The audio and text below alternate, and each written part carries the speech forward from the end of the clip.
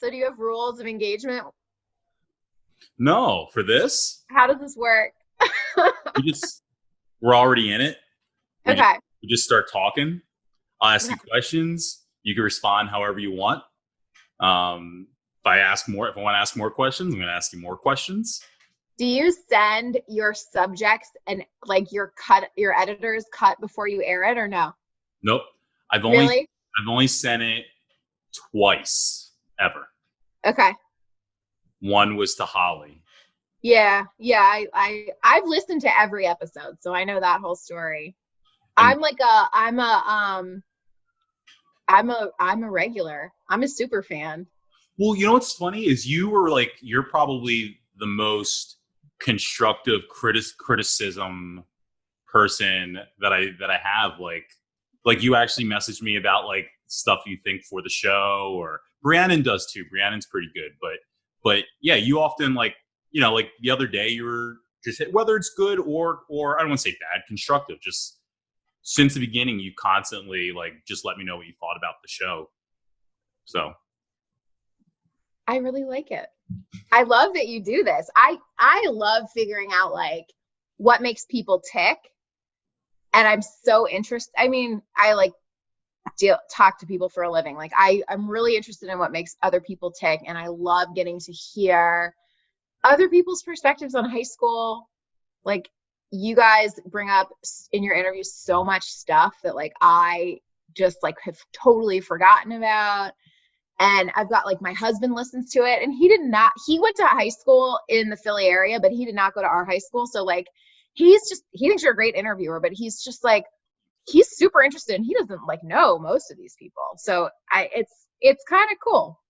that's one of the bigger compliments for me when people who I know but I know didn't go to school with us, and it's not like these aren't my friends, so it's not like a long list of so and so that I've mentioned before. It's just and then people message me and go, oh, this about that. Like they pull out these details that were personal to them, that they knew exactly what that guest was talking about, and maybe I didn't even know because I couldn't relate to what Yeah. they're saying. But like, no, my dad was like that, or my parents were like that, or I went to this type of a school or whatever. So that's always cool to see the reach. I think I've learned like at least one thing that I have in common with each of the people that I didn't know before I listened to the episode.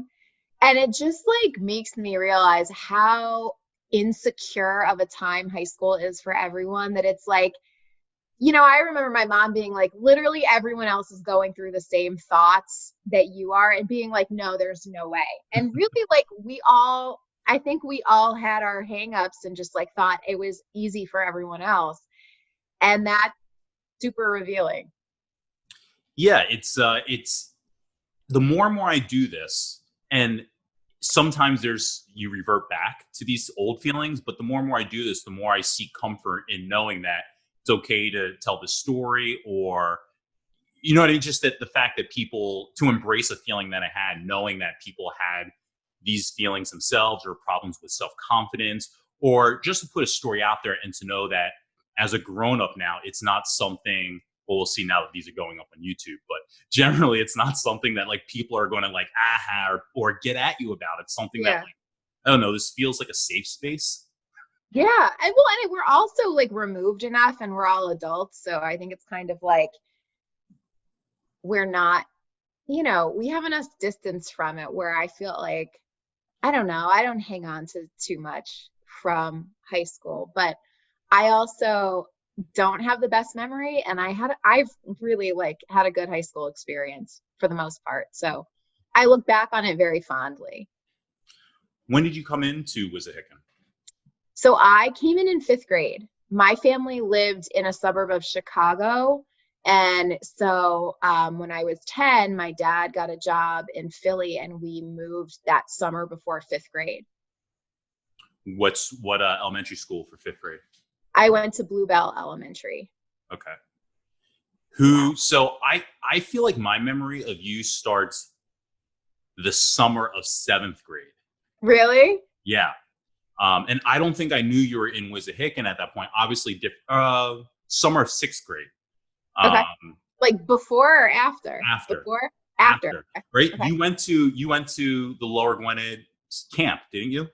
So you said that in a maybe it was the interview with Tom, Yeah. and I totally forgot that I went to that camp until you said that. And I think I was in a play or something. Like I remember being on those big steps.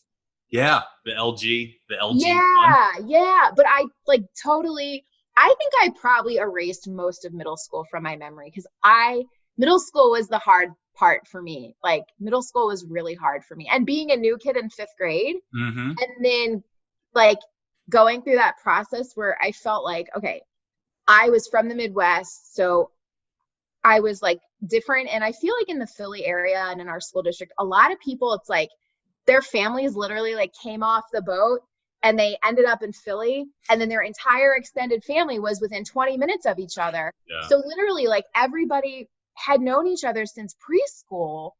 And I was like this weird kid who said like pop instead of soda and dressed a little different, and I was super insecure about it. And like we were all starting puberty, and I was like an early developer, so I had that whole thing going on. And the boys in our neighborhood like made fun of me, and I just like had these bangs, and I felt like the most like tall, awkward, not fitting in person in the world, right? So then I finally like figured 5th grade out at some point, I guess, and had friends, and then we all go to middle school and we're all shuffled into pods. And a lot of my friends from Bluebell were not in my pod. I was in B pod. So I think like Melissa Morgatan was in my pod, and I'm trying to remember who else. I thought about this the other day. She was one of the only people in my pod who had come over from Bluebell that I was like close friends with. Okay. So that was like 2 years back to back of major adjustment when I was feeling like my most awkward and not fitting in. So like I blocked out most of middle school, but I guess we did. Okay. So go back. Sorry. You were telling me. So we went to summer camp together. Yeah. So I remember, and there are like 2 things I remember. I remember you, like your name being called out in 7th grade, and in the very beginning of 7th grade. Oh, you had 7B. So did you have 8A? I was in B in 6th grade. In 7th grade, I don't remember. Oh, were you in B in 7th grade? Did you have Mr. Foch? No. What about I remember Mrs. Amon was my homeroom teacher in 6th grade in B pod. Ashley McLaughlin and Christina McDowell were in my class, and we became friends. And Ashley hated Mrs. Amon. And 7th grade, I can't remember what pod I was in. I think I might have been an A in 8th grade. I have to think about who. I had Mr. Johnson. Mr. Johnston. In 7th grade? I think I might have had him.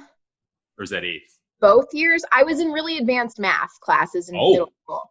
Yeah. Oh, yeah. I did algebra in 7th grade and geometry in 8th grade. Jeez. So, yeah. And then that was like the last time I was good at math. And like, I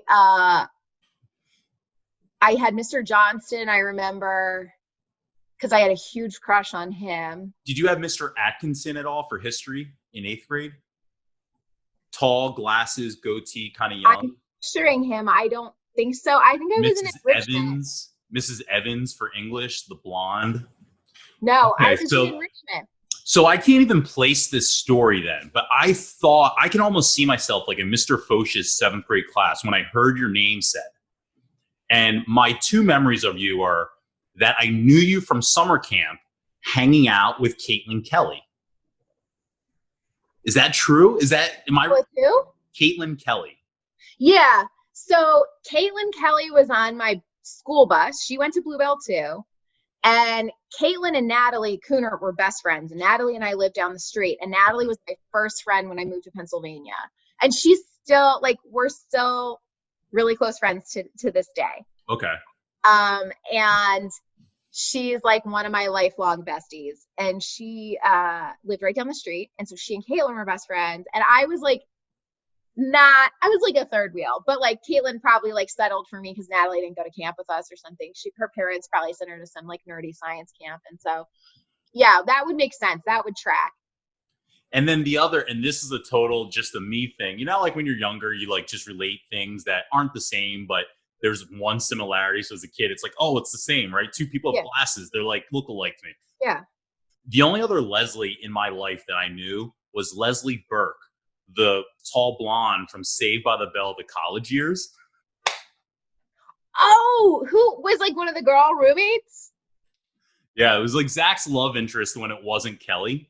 It was Leslie Burke. Before Kelly transferred there. Yeah. I watched all the Saved by the Bells. Like, I think I like my expectations for my life, my young life were pretty informed by TV as well. I really like identify with you on that. Yeah. So when I would romantic comedies have destroyed every girl's ability to be constructive in a romantic relationship. Like, yeah, I'm with you. See, I would have thought you would have said that it was that I was half Jewish. No. Yeah, because we have that in common too. I don't all know everyone else who's kind of Jewish, right? Run down the list. Who's in the tribe? Well, it's funny because sometimes when I talk about my religion and not knowing or not going to any bar mitzvahs, sometimes people will reach out to me and go, you know, I don't think I ever went to any bar mitzvah or any bat mitzvahs. And then they try and think, like, I'm trying to think of like who I would have been friends with to get invited. And then we just try and think of all the Jewish people together. Yeah. I think Corey Leshner's was the only one I went to. And I grew up, like, we celebrate all the holidays, but we don't, my mom's like a hippie. So she thinks like, she's like, let's go for a hike in the woods and pray on the high holidays. Like, she thinks the organized religion's kind of BS. And my dad's like a Catholic, but we never grew up going to church and synagogue. So we just like did every holiday. So that's I actually identify more with Judaism as an adult and like culturally, but I still don't like, I'm just not super observant. That's more or less how I was raised. Like, I went to synagogue like 4 times in my life, and my mom never forced me to go, and my dad was like, celebrate whatever. And so my grandfather liked my Jewish grandfather loved celebrating all the holidays, and he was remarried so it was a mixed marriage at that point. And so Easter and all those, he just liked anything that where family would come around. And so that's what like every holiday essentially was in my house growing up, was just a place for family to get together and eat and drink. Yeah. Well, and like, I love Jew food, and I love that Passover is like making you drink. Like, we host Passover Seder a lot in my house. So, and I think like for me, it's the cultural identity and the traditions more than anything else. And so I consider myself Jewish for sure. My little 2-year-old daughter goes to JCC preschool, and she's probably the most observant Jew in our household. And it's really cute when she runs around yelling Shabbat Shalom. But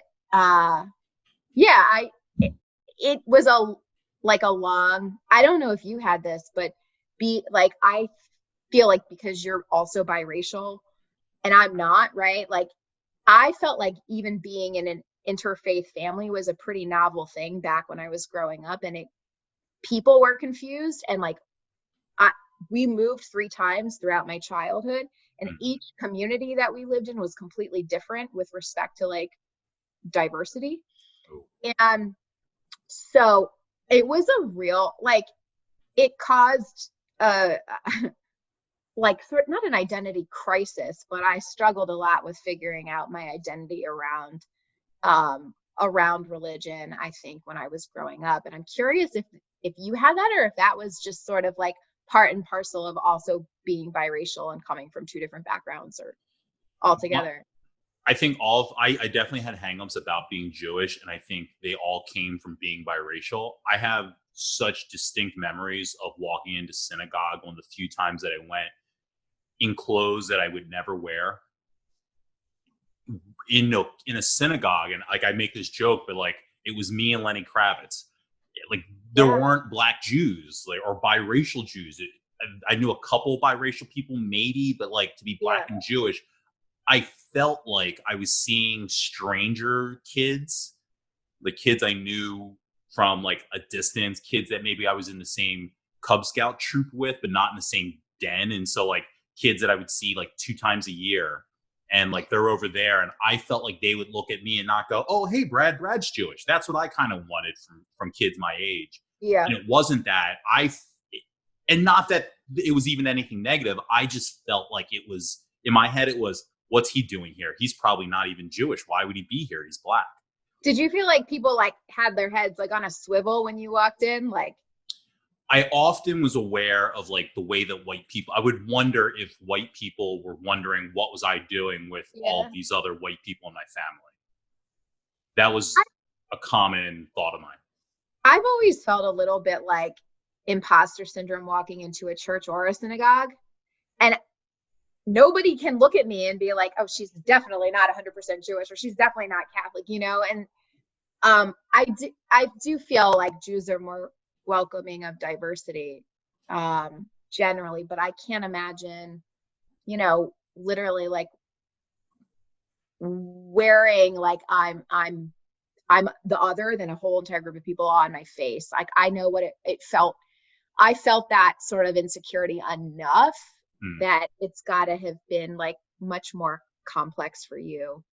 Yeah, you know, and I have like very vivid memories of like acceptance from specific people, or being able to share that commonality with people growing up. Tara Cooper Smith is one of those people that in 6th grade, I remember doing a report in Mr. Falatek's class about someone that like you admire or something like that. And I did it on my great grandfather, who I've told the story before on the podcast, who came over in like 1908, and he's on the wall in Ellis Island and started his own butcher shop. And I remember Tara. Because my grandpa my great grandfather was the same freaking story. I remember it. You did? I think he said that. I think he messaged me after when I told that story. He said yeah. But in Chicago, yours was in New York or Philly, right? He came to Philly, yeah. But he went to Ellis Island and then ended up in like Jenkintown area. Okay. Yeah. Yep. I did message you about that. Okay. So when you were growing up, were you obsessed with the Holocaust too, or was that just me? No, I didn't know about the Holocaust. Okay. And probably because I didn't identify with a lot of Jews. And so, you know, talking about Jewish history was not something we did. My interpretation was drinking vodka.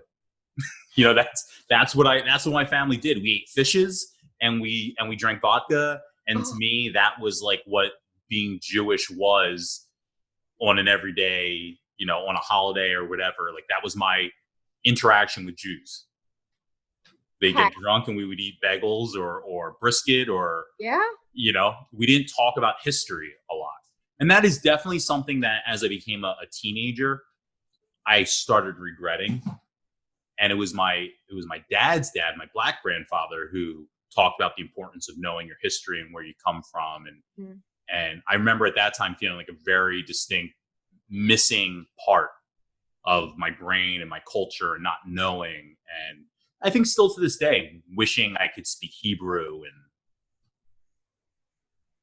yeah, and like I never went to Hebrew school, so I can't really speak it. You know, I know like some prayers from doing them over the holidays, but like, yeah, I never had that educational component. I took courses in college on like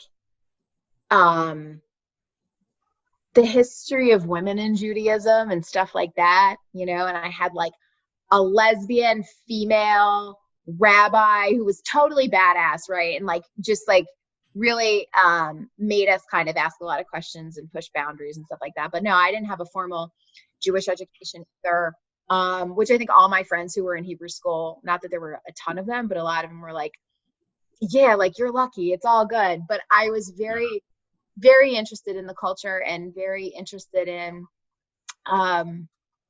learning about our history, because it's just, I don't know, it's super oppression filled and fucked up. And my mom was just like, I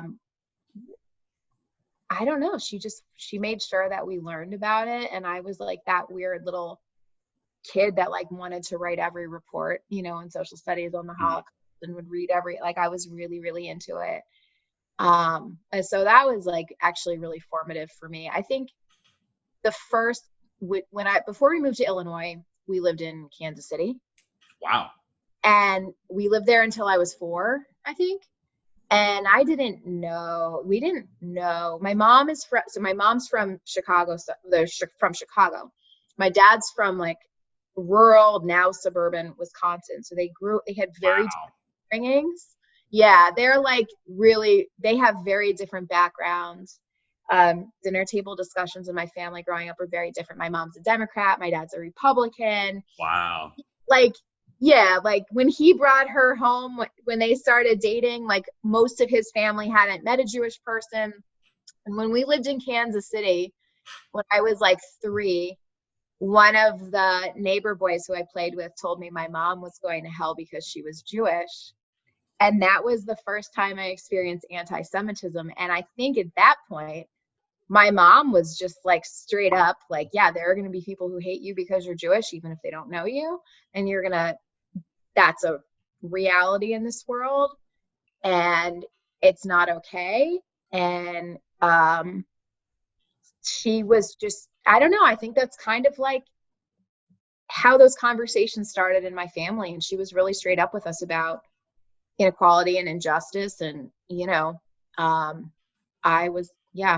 that's how I became the kid that was like obsessed with the Holocaust. So then we moved from Kansas City to a suburb of Chicago that was like almost all Jewish. Wow. It was like all my family was in the Chicago suburbs on my mom's side.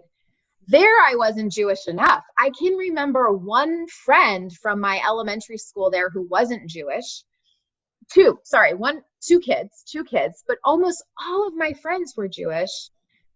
My family, in that situation, it was weird because my dad was very loved by my mom's family, but still, like, he couldn't be whatever the Jewish equivalent is of being like a pallbearer. When my great uncle passed away, he and my dad were super close, but because my dad wasn't Jewish, he couldn't like be a pallbearer in his funeral. And I remember thinking that was really messed up and unfair. There it was kind of like I felt a little bit judged because we weren't Jewish enough almost.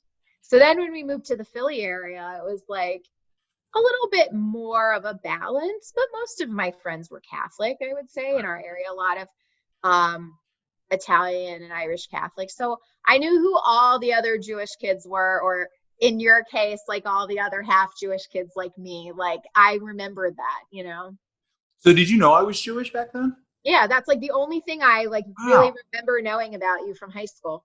Wow. Yeah. That's funny. Yeah, I remember you in high school, but I don't that's one of the things that I like really remember. So when you got to middle school, I know you don't remember much, but just as far as, I don't know, what kind of kid were you? What were you getting into? What was fun for you? Did you do sports, activities? I played softball. I think I played other sports too. Like I went to tennis camp with Julia Preston in the summer.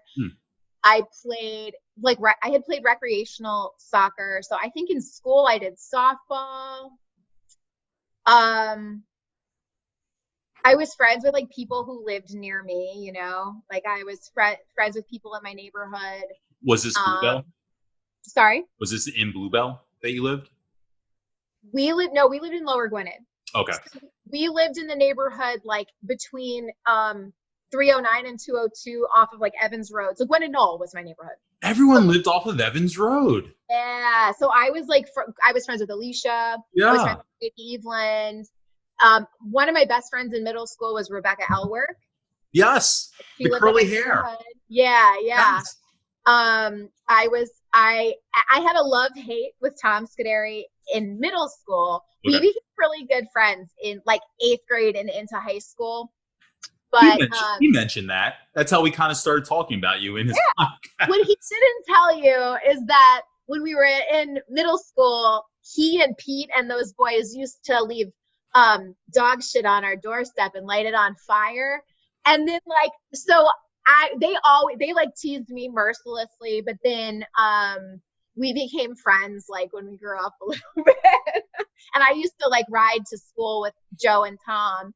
And then when Joe graduated high school, like I feel like me and Tom and Natalie and Amma, since Natalie turned 16 before all of us. I feel like we would ride to school with her, and then we'd take turns, and then like eventually everyone got their license and got their own cars. But we carpooled in high school for sure. And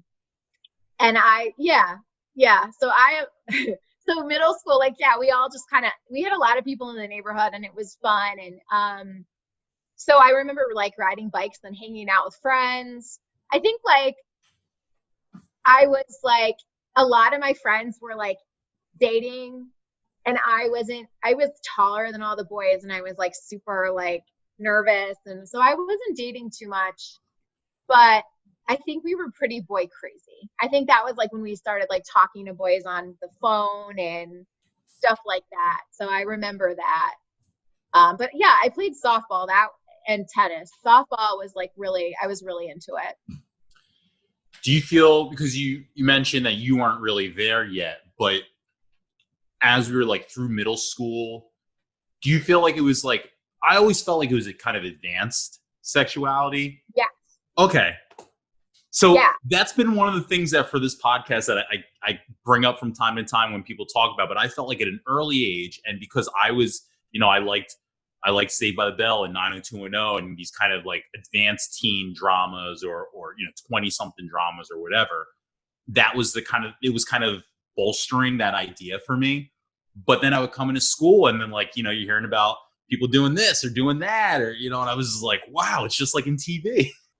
Yeah. And it's funny because like I like have a potty mouth, and I talk super openly and like make a lot of like jokes, and I curse a lot, and I talk about sex. Like I'm very inappropriate, and I like always have been. And so I think that people thought that I was super experienced when we were in middle school, but like I don't think I even really kissed a boy beyond spin the bottle until I was like in 8th grade. Like boys were not interested in me. Like I was not, I was like tall, big nose, bangs, like not cute. And I was not confident at all. So I was like super defensive, and like, that's how I remember myself in middle school. And so I kind of was like, they're not into me. Like, I'm just like, whatever. And a lot of my friends were dating. I think people just assumed that I was like, there, but I was not. And so there were like a lot of rumors about things that happened at parties, and like some of them were true and some of them were not about me, but just about like people. But I do think that our grade was really advanced. And I think like I definitely tried alcohol and pot for my first time in 8th grade. Like I think people were in our grade, had a lot of them had older brothers and sisters. That's what Tom said. So that's a big reason for it, is they just like saw what their siblings were doing. Mm-hmm. And it was accessible. Yeah. A lot of it sounds like a sibling shared. So yeah. Here, I was an only child, and all my friends, they were the oldest of their families. So I'm the oldest too. Yeah. It wasn't for me. It wasn't until I got to college and had like much older friends, 19, 20. Even then I wasn't really into it, but like, oh, I'm going to a party, I need a bottle, or I want to have like 3 bottles of my own to have if I want to have drinks. Like I started doing that at like 20. But all up until that point, like it was over my head. I caught up, but like in middle school, I did feel like things were really advanced. I was not,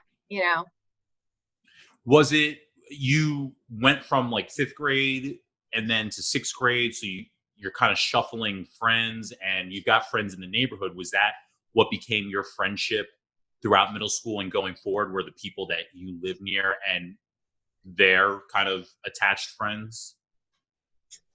Or did you actually build like real relationships in middle school in the later years? Real relationships in middle school, but I always kind of got along with everybody.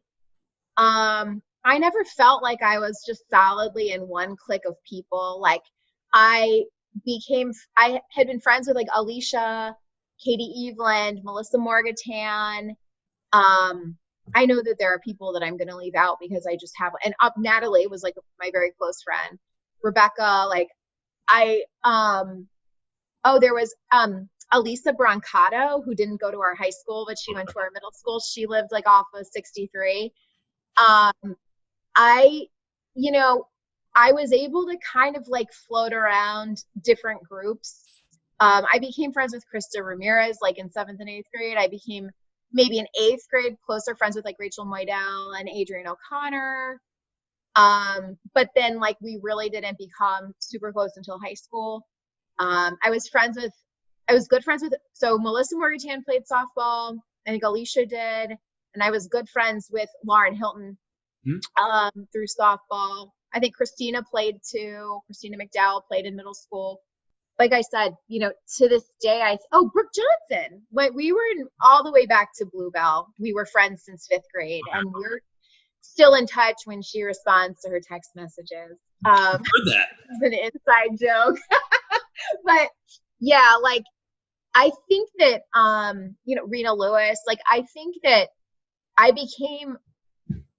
formed my friend group in became friends with Tara Cooper Smith.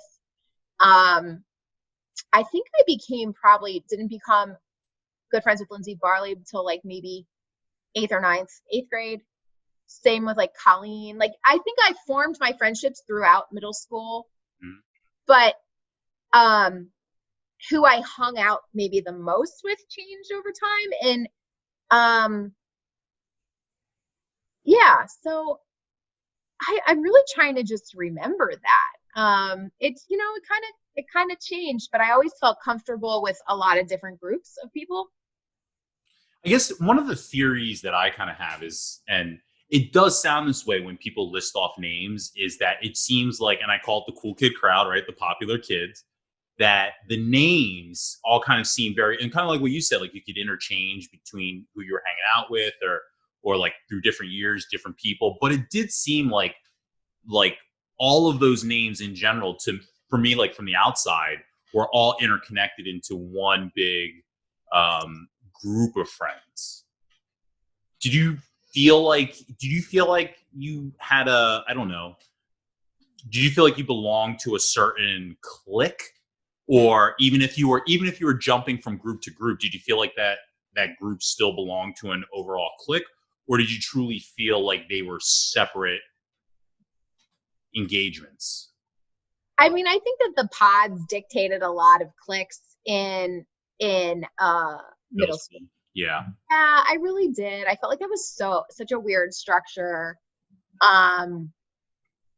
It was just, I mean, it just seems like it was just a weird structure. And then I was always in enrichment classes too. So I got pulled out of some of the classes and like went to like a couple classes and, or like those like weird math classes. Like, so then I didn't have some of the same experiences with like some of the teachers that everyone like loved too. Like, oh God, we were talking about him. He was a teacher in high school, or you were talking about him on another podcast. He was a teacher in high school. Curcio. No, yeah, I don't think I ever had Curcio. So, yeah. And I just freaking loved him, and I was so jealous. But I'll tell you who I did have that I don't think has gotten a shout out, but like profoundly shaped me and my worldview. Mr. Quimby. Mr. Quimby. Yeah. The name's familiar. He taught enrichment. He taught like enrichment social studies. All right, let's talk about enrichment for a second. Okay. I'll see if I can like remember. I'm just curious, I always knew enrichment from like growing up in elementary school where like kids were in enrichment. What goes on is enrichment different than like is enrichment in high school as well? That's also enrichment? Yeah. But it was grouped 2 years together. And it's different than like AP classes. Yeah. What is it then? What is enrichment? You all like microdose LSD and talk about no, I'm just kidding. I don't know. It was like, I know it. It was, yeah, no, you missed out on like a great deal. That's my next podcast. Yeah. It was like, I guess it was students were identified as needing more of a challenge, maybe. I think it was more relevant in middle school and elementary school when like there's one class. Yeah. And I remember being like we would do more like, rather than it being like social studies and English, I feel like it was a more like holistic approach to different issues, and like you could take a deeper dive on things.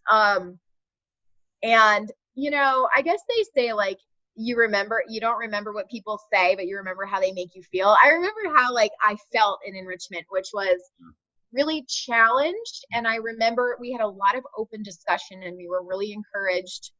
It was not like rote memorization. It was like examine a subject, read, like have discussion, like be prepared to have discussion or debate about different things. And what I loved about Mr. Quimby is that he would really push us to consider how people outside of the US would view us or would view a world event based on their information, their culture, their circumstances. Wow. And pushed us to look at the world and try and put yourself in another person's shoes. Empathy. 100%. And just to understand that, like, you know, things are not black and white, good and bad. Like, it's all a matter of all of these different things that shape culture, history, you know, access to information and education, like all these different things shape your worldview. And if you can't see someone else's, you're going to be really limited in what you can understand and how effective you can be. And he really, I think it challenged a lot of students. And there were probably students who will look back on him and think he was a dick because he made me feel like stupid, or he made me feel like my worldview was limited. But he was really trying to push us to see a bigger world than the one we inhabited. And he made a profound impact on me. It feels so apropos in our current world that we're living in. I feel like I gotta look it up real quick. I'm like trying to find the cues. I think it was Randy Quimby. I'm trying to remember. He had a beard and mostly balding. He had like a smirk that he did all the time, and I feel like he wore a lot of like sweaters and sweater vests. I went back at one point after he graduated to tell him how awesome he was. This guy was the shit. You know him? Yes. He was a smart ass. Wow. Yeah. This guy, I used to like sly like high five in the hallways or something like that. And like, I don't think I had him for a single class, but we used to just like shoot the shit in the halls. And I can remember walking in the new D-Wing hallway and he would just be like, Bradley or something like that. We used to be like, Mr. Quimby, and like he'd give you like a brother handshake and like just one moving. That guy was the bomb. I wish I knew more about his like background, because he was just so cool. But he also would he would really push you, but he'd make you dig deep, right? And he like wanted you to think differently. He wanted you to challenge your opinions and defend your opinions too. And I felt like that was the coolest learning environment. And that was not every single enrichment class, but I did feel like it was really critical thinking oriented and discussion oriented. I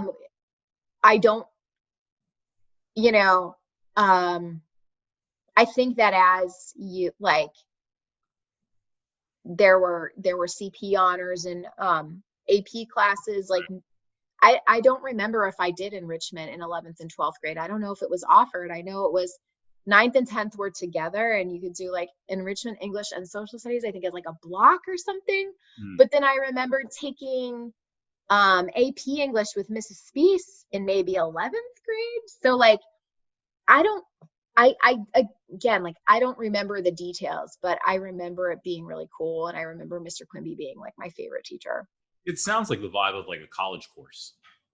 Kind of, yeah. You know, I love taking anthropology and sociology classes at Temple, and And because it involved just kind of group thought, a group table discussion, conversation, debate. Obviously, I like talking. So, anything where like the answer isn't just no. I love something like that where you get to probe and ask questions. I mean, really what this is, asking for people's perspectives and how we kind of started when you first connected, just talking about you like to hear other point of views. Sounds like it started with Mr. Quimby. Yeah. And like, I don't love confrontation. I really don't. I like trying to find common ground. And if you can try and understand where another person's coming from and empathize with why they might have that view, you can find common ground with like pretty much anyone.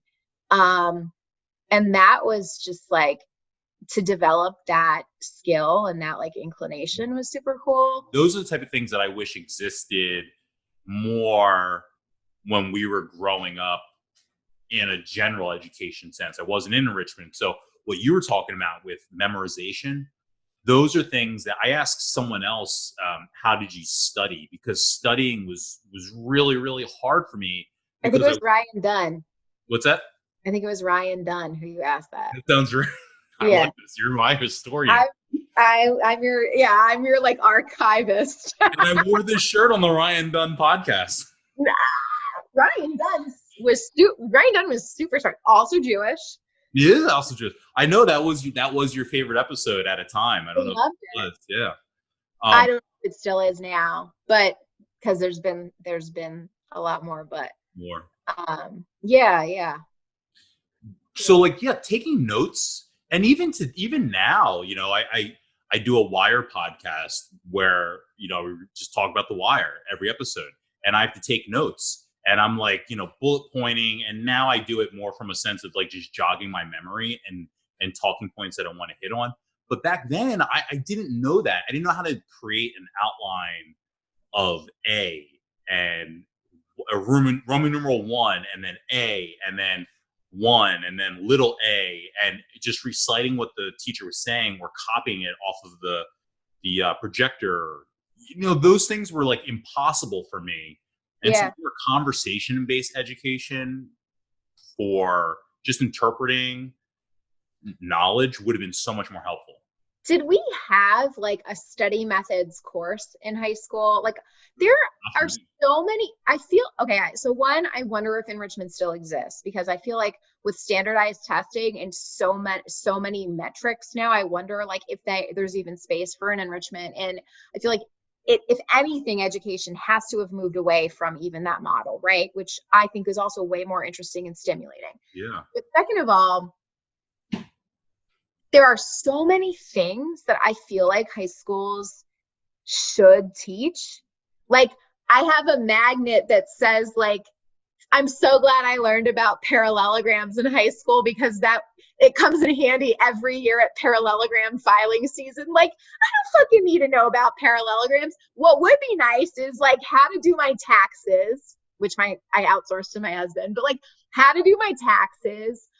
I think in one class we learned like probably enrichment, learned how to like write a check, how to budget, manage personal finance, study methods. Like we had study hall. What if, God forbid, we took 15 minutes in study hall and talked about how to actually fucking study? Like, nice. I think I learned all that shit from my parents, but not everybody learns that from their parents. Like, why wouldn't we learn some character building stuff? Like, why wouldn't we learn some of the basic, like how to function in the world as an adult?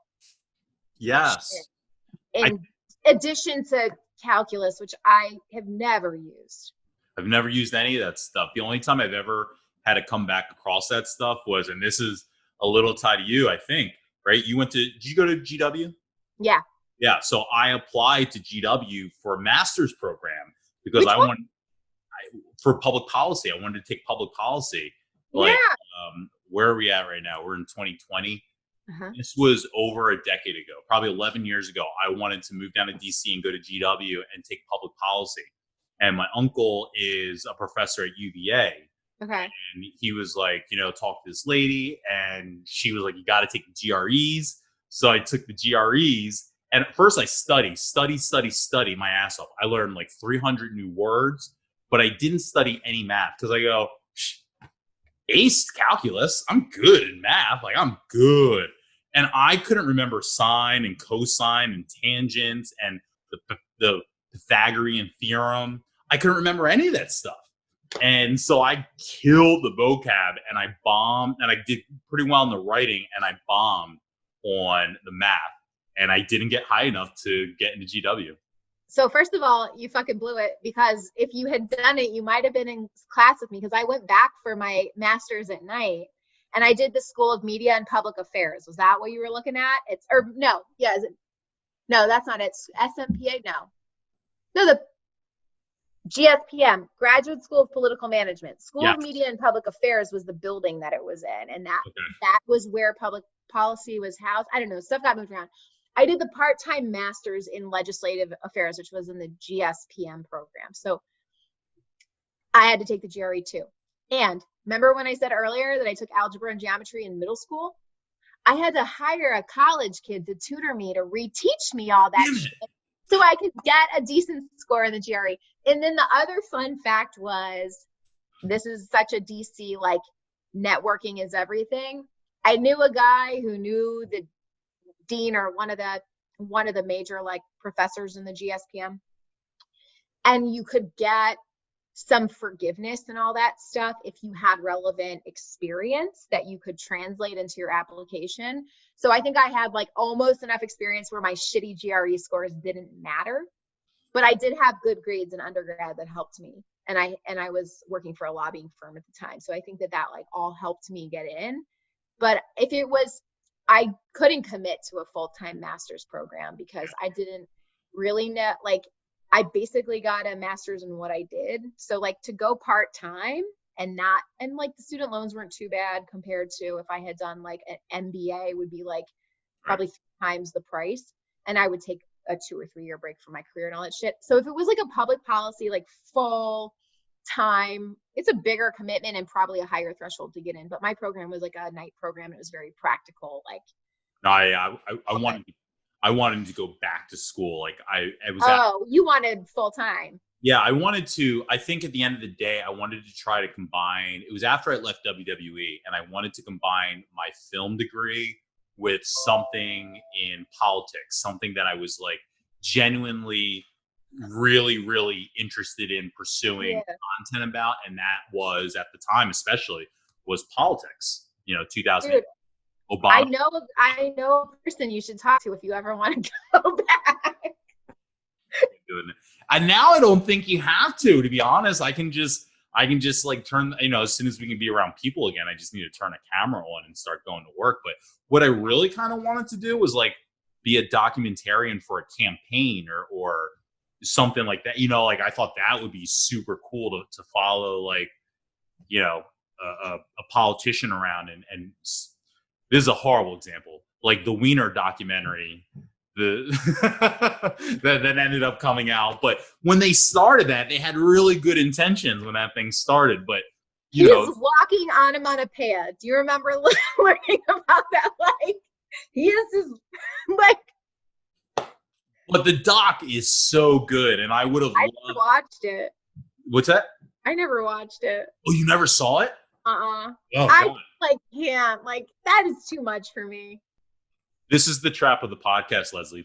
For a while, I've been, and so full disclosure, like, it's weird because you and I have actually talked a few times now, because we've done. I've been invited to some Zooms with you and some friends. We haven't done one of those in a while. You didn't get voted off the island, by the way. We just haven't done one in a few weeks. Were you wondering? I don't take it. Sometimes I wonder when I get invited and then I come in and, like, someone's in the middle of a story. I don't know. Sometimes it's like, hey, we just want a little girl convo. We don't want Brad hanging around to listen to everything. No, you're good. But so no, I didn't take it personal at all. But so we've been having some conversation. We've been talking for the past few months, really since the quarantine kind of started around here, and so we've been talking about this, or talking about just life. But before then, knowing that you were in DC and in politics and all that, and you would comment on, you and Susie would probably be the two most vocal about some of my Instagram posts during, like, the debates and stuff. Oh, you have the best debate content, man. So, just seeing what you were involved in and knowing what I wanted, I kind of like from afar, I stand a little bit as far as like, oh, she looks like she's really having fun. I really liked, I kind of like the world that she seems to have built for herself. So all that to say that this is a bit of a trap for the podcast, because anytime we start to get into anything political, I just want to keep going and going with you and keep going, because I've been wanting to talk about all this stuff with you for a while. Yeah. But let's go back to school. Okay. So we're in so we get to high school and you've got like a group of friends, a mixture of people that you kind of had connections to and people in the neighborhood. Did things get like easier for you as far as socially with guys? Yep. So I don't know. I don't think you're not like anyone that I ever like remember being in the rumor mill or hearing about you, dating guys. I don't think I know about really like your social life. So here's what happened. I stopped growing and the boys all grew. And I also think like, I don't know. I think 8th grade was like, I felt more confident in my friendships and relationships. I had more guys that I was friends with. And so I just like I didn't feel as insecure and awkward. And then when we went to high school, like everybody was adjusting and everybody was figuring it out. I think it was really, in the beginning, I was still trying to find myself, but so was everyone else. And I think being in enrichment and we were in class with people in the grade above us too, I started to get to know people that were older. And then there were 4 grades of guys that I could date. Because, the older guys are looking at like fresh meat, right? So that was where it was kind of like, oh, if I like a guy, they might actually like me back. And that was the first time I ever like considered that, was probably freshman year. So it got easier. And and the reason you didn't hear any rumors about me is because I'm a serial monogamist. Oh. So I had a boyfriend most of sophomore year, all of junior year, all of senior year. So I wasn't like dating a whole lot. I was in like pretty long-term relationships. Different guys? Yeah. Those each year? Yeah. So like I would make out with some guys in freshman year, but again, like I wasn't dating and I wasn't making out with a lot of guys in middle school. So I feel like you didn't come in with a reputation. Yeah. And I also didn't come in with a lot of experience where I was like, I wasn't one of the like early ones to like, experiment and try a lot of things. And then, and then I dated guys in different grades. And then by senior year, I was dating a guy who who was in college, like didn't go to our school, I never went to our high school. So, you wouldn't like, they're just nothing to talk about me weren't that relevant. I'm curious, like, I don't even know like what my reputation was like in high school. I fear that maybe I was viewed as a bitch. Why? Because I'm a bitch, Brad. No. I'm kind of a bitch. I like to think that I'm a bitch equally, but I just like don't. I don't know. Because I'm actually like can be really shy, and also because I just like put it all out there. So I'll dress someone down if I think that they're. I could be a bitch, and I'm like proud of it. Well, did you feel like you had any confrontations in school? Only like with my friends, if we were like fighting over clothes or something stupid, like petty girl drama. But no, I will always think that I tried to like avoid controversy. and try and like get everyone to get along. Mm. But I know there was like petty high school girl drama. I distinctly remember having a screaming match with Nicole Silver, who was in the grade above us, and we were really good friends, but we got into a fight about something prom related because we were dating best friends who were two years above me, 1 year above her, and she was in enrichment too. So like we became friends my freshman year. Sophomore year, I started dating Chris Fisher, who was a senior, and she was dating Chris Kulik, who was Katie Kulik's older brother, who was also a senior. Chris was like really close. So we got in a fight about something prom related, and I remember like screaming at each other in the like late to class, screaming at each other in the hallways, and teachers like coming out of their classes and being like, like screaming at each other.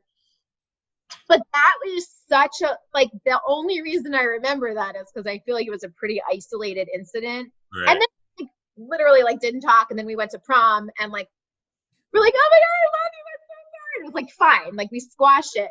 But that's like one of the only, like, I don't remember having a lot of confrontations.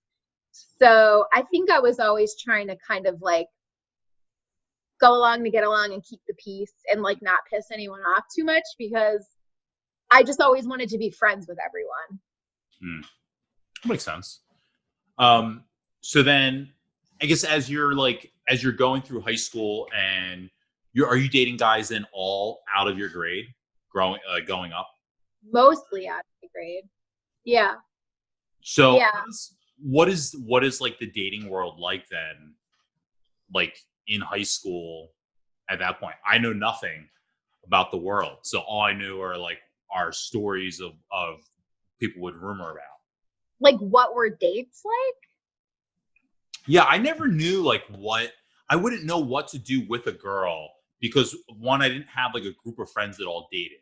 Right. So I've heard of some people like Tom talked about, you do group dates and other people like you go to, I think even Tom said you go to movies, and other people talked about that. Alma, like you go to movies and with groups, or like there's parties, but like I didn't have friends that did that. So for me in my head, like I would have had to actually taken a girl on a date. Was that your experience, or was it more of a group dating? More group dating, especially like I think Tom talked about it was like going to the movies or like going bowling, and then like people would like kind of peel off and like make out. So if we ever I think that I didn't figure this out until I went to college, but if we ever talked about hooking up with someone, it was like a makeout sesh. It could be a range of things, but it did not mean sleeping with someone, right?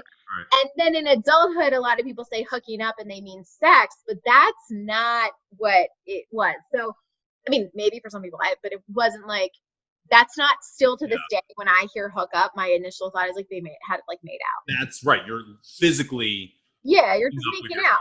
Yes. So people would like go to movies, or if people's like could have people at their house, and go in a basement or whatever. There would people would like, make out. Or people would say they were dating and going out. And I think like once you were kind of like boyfriend, girlfriend, then maybe you'd go out to eat, or you'd like go driving, or you'd go to movies, or you'd go to each other's houses one-on-one. Yeah. But I felt like doing one-on-one kinds of dates was not,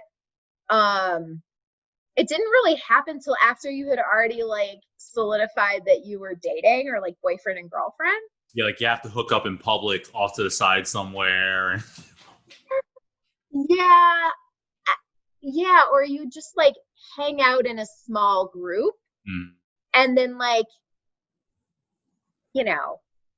I'm really trying to remember, but it was kind of like you wouldn't really do one-on-one stuff until you were like actually like boyfriend and girlfriend. So which is so weird. Yeah. And I feel like a lot of stuff happened like in small groups, and then so like when I dated guys who were in when I think I started dating a sophomore when I was a freshman, and then when I was sophomore year I was dating a senior, Yeah. And then junior and senior year, maybe I dated a guy who was in college that didn't go to our district. Yeah. I feel like when I dated the guy who was in college, he like we met through my high school job. Like we met at work and he had a job so he could take me on real dates. So like we'd go down to Philly and like go to restaurants or go to like movies and like we'd go out. And so that was different, I think, than a lot of people's dating experience in high school. But you kind of, when you dated a guy in a different grade, you kind of hung out with each other's friends. Yeah. And generally because of the like multi-year brothers and sisters thing in my friend group, it was kind of like that stuff was fluid anyway. So sometimes it'd be like an older brother and sister's friends are having a party and like you guys can show up, or we'd hang out with like his friends one weekend and then we'd hang out with my friends or whatever. Younger girls and older guys was always happening. So, What? That's like exactly as I thought. Yeah. And those are the things that like now when I date, I just go like, I don't know how I would have done this then. But it just goes to me like I guess I wasn't ready to date because I couldn't figure it out. Did you do like any like extracurricular activities in high school? Yeah. I played softball all the way through. You did it all the way? Okay. Yeah. I think I ended up quitting like mid-season my senior year or something. But yeah, I played all the way through. I loved it. I was like, okay, but I really did. Like, I really loved it. That's how Lauryn and Hilton and I became really good friends. Like she was like probably my best friend, I would say, freshman year. Okay. We'd go to games or we'd go to practice and I'd spend like most Friday nights and just go straight to her house and just sleep over. And like, I was at her house all the time. Yeah, I did softball. I was involved in Key Club. What is that? I don't know. No one knows. No, it's, you know what? It's community service oriented. Okay. Yeah. It's community service oriented. I do know what it was. I just said that because that was a conversation. But I wasn't super involved, to be honest. I'm trying to think of what else I did extracurricular wise. I think I did indoor track one winter. I know I was a member of some clubs and I just like don't remember what they were. So I have to look at the yearbook at some point to see what's on your resume. Okay, so this is so funny. I'm so glad that we're doing this virtually because I don't know where my senior year yearbook is. I think it's in the basement in a box. Like I was telling you, we renovated our house. So like, I know it's in the basement in a box, but I was recently home at my parents' house and found a box of all of my yearbooks from middle school through junior year of high school. And I was like, really, like my senior year one isn't in here because it's in my basement. Yeah. But I didn't look at any of them. So I don't remember what else I did. I worked and I partied. You mentioned that you did a job. Where were you working? My first job was at Manhattan Bagel. 1309? Yeah. One that Tom talked about. They used to hang out when they were. I don't think we overlapped there because even though we're in the same grade, like he's young first grade. Yeah. I don't think we overlapped there, but maybe we did. But yeah, I worked there for about a year. That was my first job. Wow. Yeah. And super then where? English. What? And then where? Yeah, the lox. Were the lox and bagels like the bomb there? Did they have lox and bagels then? Their bagels were like everything. Lox, bacon, egg, and cheese, like sandwiches. They had everything. It was so good. That was my first job, and then I worked at the drafting room in Springhouse. Yes. I was a hostess there. Once I turned 16, I think I could work there, and I was a hostess there all throughout the rest of high school. Oh.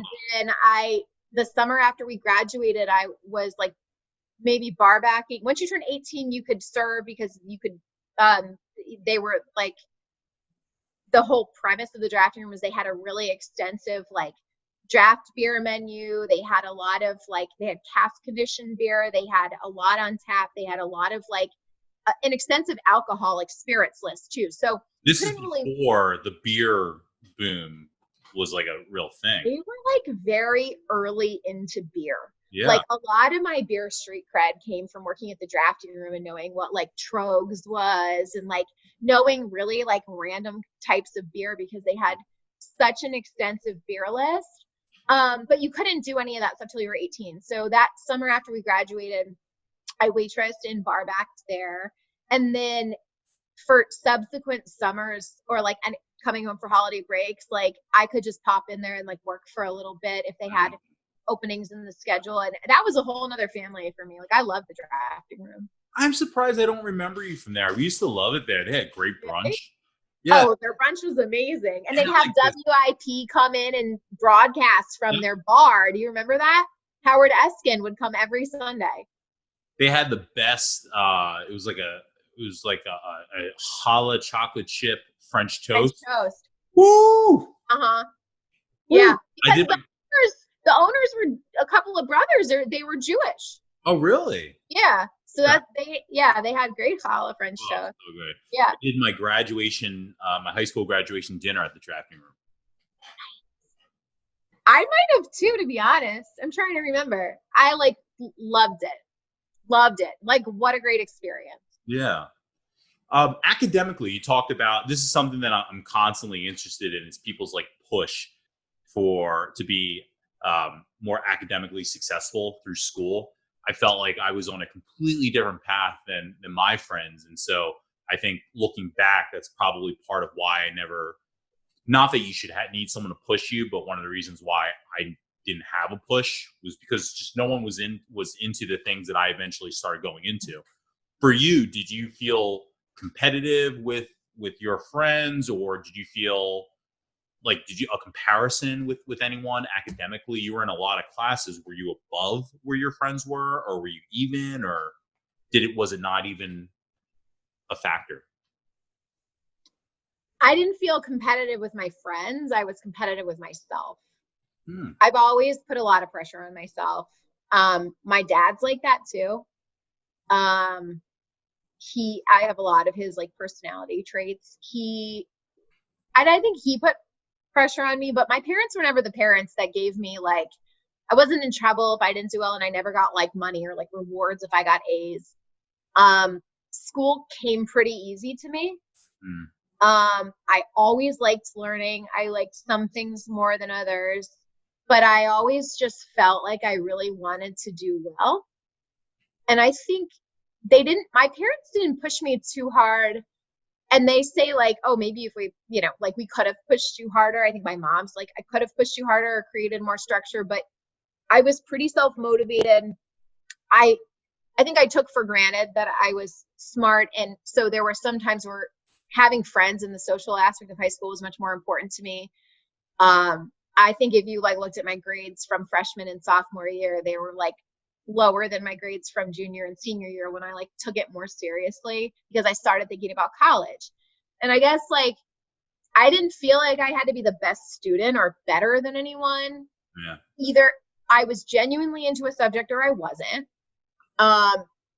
And that like kind of impacted how much I tried and participated. But at the end of the day, I just didn't want any doors to be closed to me because I didn't do enough. So in some cases, I did what I felt like I had to do to keep doors open to me to go like where I wanted to go to school. So in stuff I didn't care that much about, I felt like I was always trying to get an A, but sometimes it was kind of like, if I get like a B, I'm going to like, I would pick and choose. I was not trying to get a B in Mr. Quimby's class, right? But there were some classes where I was like, if I get a B in calculus, like, fine. I think my worst grade was probably like when we took sewing in middle school. Still can't sew to this day. Oh, shit. Oh, I had that surfboard pillow for years. Oh, I feel like I remember a cat of some sort. Mm-hmm. A cat. I don't know, but I like remember. I think I like sewed my thumbs together on the sewing machine. But like food prep, like sign me up. I will bake you brownies all day. I think food prep saved me, but I really like school. Like I like learning. I like I'm a dork. Like I really liked it.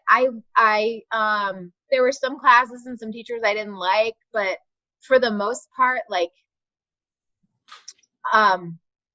yeah, it just like wasn't that big of a thing for me uh, to do well enough.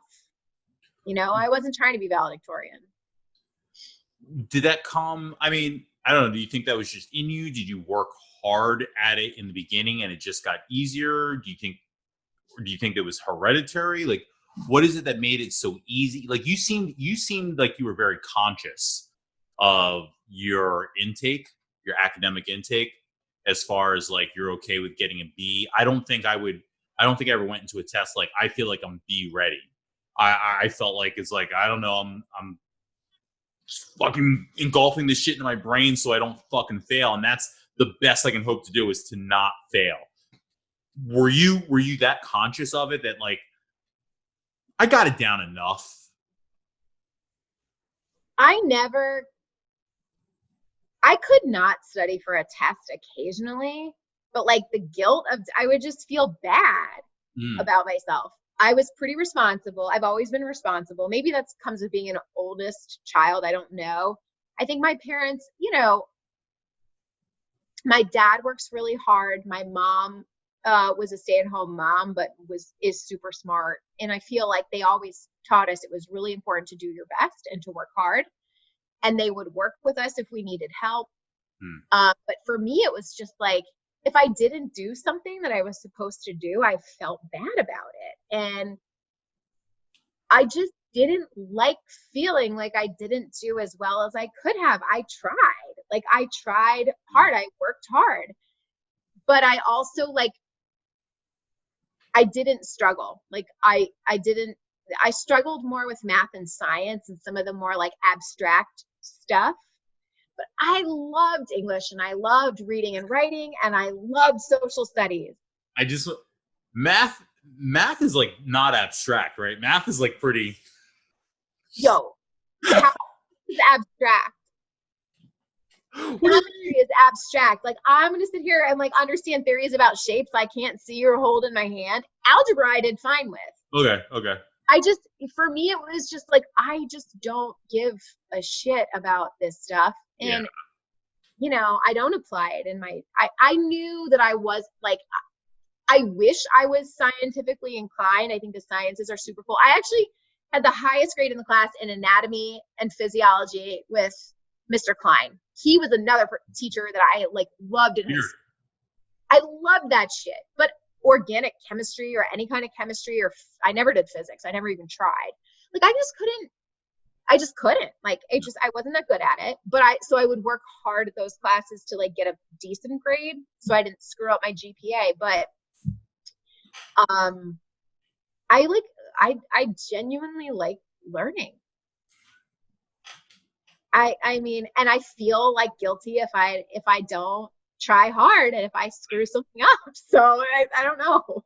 That is like, I wish I felt that way then. That's how I feel now. Literally, like I like, especially with everything going on now, like all I do is try and like just learn about stuff, read about stuff, watch documentaries, educational stuff. Just like, I wish I knew a lot more. And I wish back then, and this is why I asked that, because you just seem so conscious of your educational intake and how you chose to behave. Whereas I didn't have a grasp on that. Everything was a Hail Mary for me. Yeah. And I feel like and that's probably why I wanted to go back to school in 2009 or 2010, was because I felt like I understood information so much better than I did in high school. I just didn't have a grasp.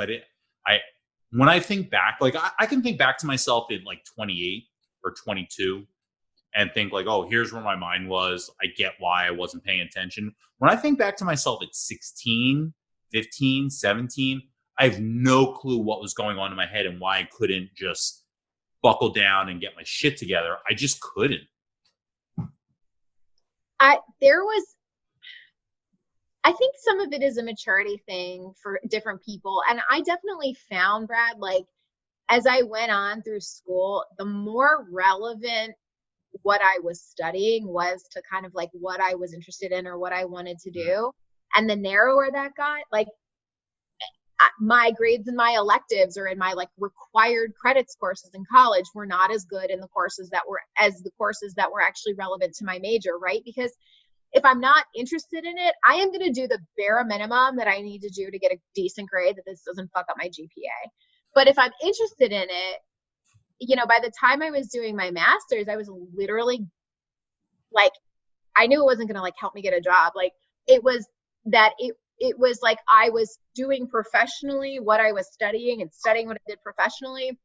And so I was just getting good grades was effortless because I was so into it. Like I wanted to grow. And so I think in high school, that was like the bottom line, is like the stuff that I thought was relevant to where I might see myself in the future was the stuff that I poured myself into to learn it, to retain it, to understand it, and to like grow from it. And the stuff that I like just had to do, I just didn't want to screw it up so that it held me back in any way.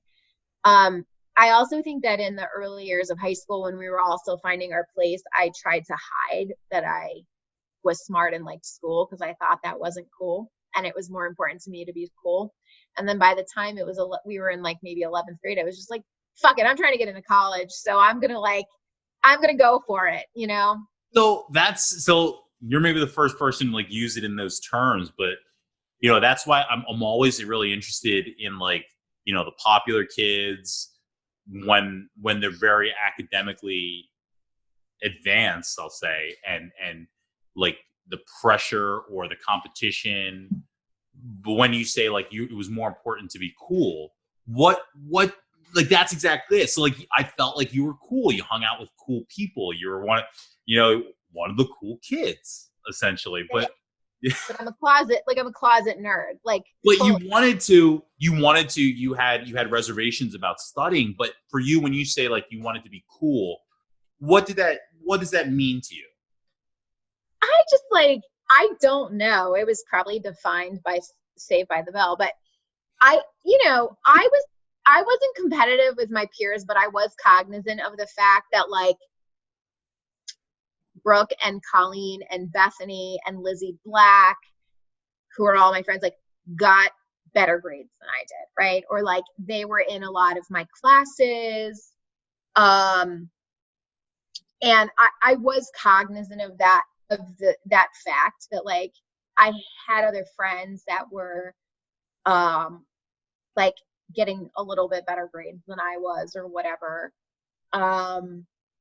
You know, and I don't think that we ever competed, but it was kind of like I knew that, I guess. And I don't know why I thought that it would matter in the grand scheme of things. I guess I'm not sure. I think it was just stereotypes. Like I embraced like your own being smart later on because I was more secure with myself and my friendships and who I was as a person. Whereas when I was a freshman, I took for granted, I guess, that I didn't wear it on my sleeve, right?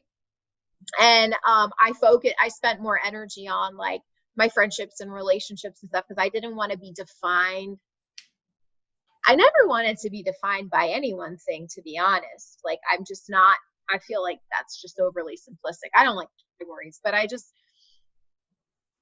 don't know. And the thing that's interesting is like, I feel like, you know, I took hard classes. I got along with kids that were considered like the smart kids. Like I had mad respect for that. So it wasn't like wanting to avoid any kind of reputation or category. It was just like, I don't know. I don't know what it was. I was just thinking like about like, I was thinking like, I don't know why at some point I felt like liking school and like getting good grades and stuff was like mutually exclusive with like being well liked and my social priorities. But I do think like some of it had to do with the fact that like okay, so I was friends with, like, my friends were all over the map academically, and I was like aware of that, and it was never important to me in my friendship, like who I was friends with. I think it's kind of arbitrary, but I knew like those were the rules that I needed to play by to like get through the door into the next phase of my life and have options, right? So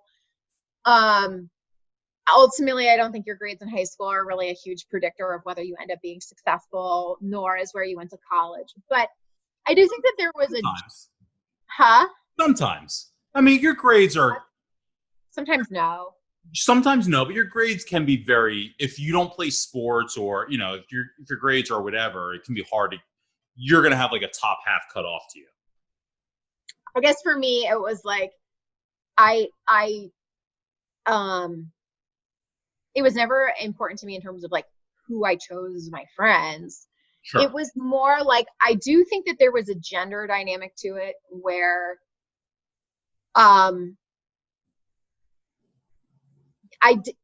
because I was like, I liked boys and I wanted them to like me. I wanted to seem non-threatening, and I think a lot of women, like, especially when you're young and insecure, which I totally was, like, if you're interested in a guy who doesn't get good grades, you don't want him to feel like you're smarter than he is, or like feel intimidated.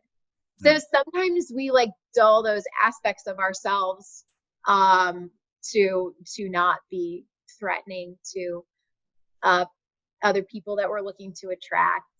And I don't think that that is specific to my relationships, like my boyfriends in high school, but I do think that was a dynamic to it. And that didn't spring to mind initially when we started talking about this, but I actually think that that was like an angle. And then I think, I really like grew up a lot after the first couple of years of high school, and that wasn't really a factor to me anymore. Almost like you've got to play the bimbo a little bit. I will say, I don't know if I ever played the bimbo, but I definitely downplayed being smart or caring about school or being good at school early on, because I didn't want to be defined by that. And I think like a lot of times women, I don't think it's like this anymore. And this is actually really cool, like about the way things have changed and the way like I think about raising my daughter and what she thinks of as important. But I think a lot of times women have to make a choice between what kind of woman you want to be, because we're so oversimplified. So you can be that, it's the people say that Madonna or the horror complex. I don't think that's like an oversimplification, but you can be a hot girl and you can be a pretty girl, or you can be a smart girl and you can be a serious girl. And it's like, you can be smart and have a good time. Like, but it just didn't feel like there was enough space to be both back in the day. And I took for granted that I was smart, but I didn't know, I like aspired to be attractive and have guys like me. And like, so it's kind of like, I didn't think I could be both. And I think a lot of women feel like they have to choose. And I don't think that little girls are being raised that way anymore. To feel like, they have to dull parts of who they, I hope anyway, like they don't have to, like for my daughter's sake, I hope that they don't feel like they have to dull parts of who they are, for people to like and accept them.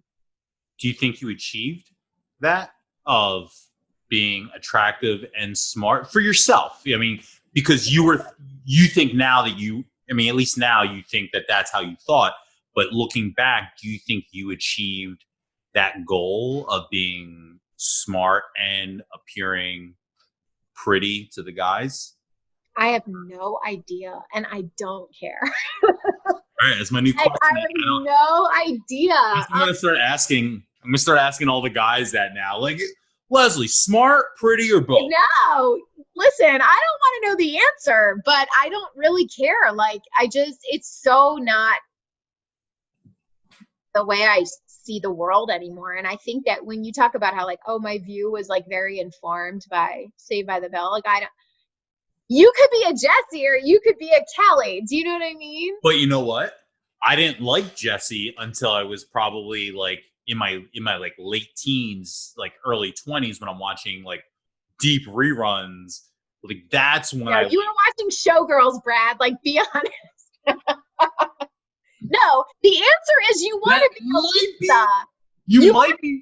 Lisa is the answer. It's not binary. Oh, no, I was a Kelly. No, I was a Kelly guy. I was a Kelly guy.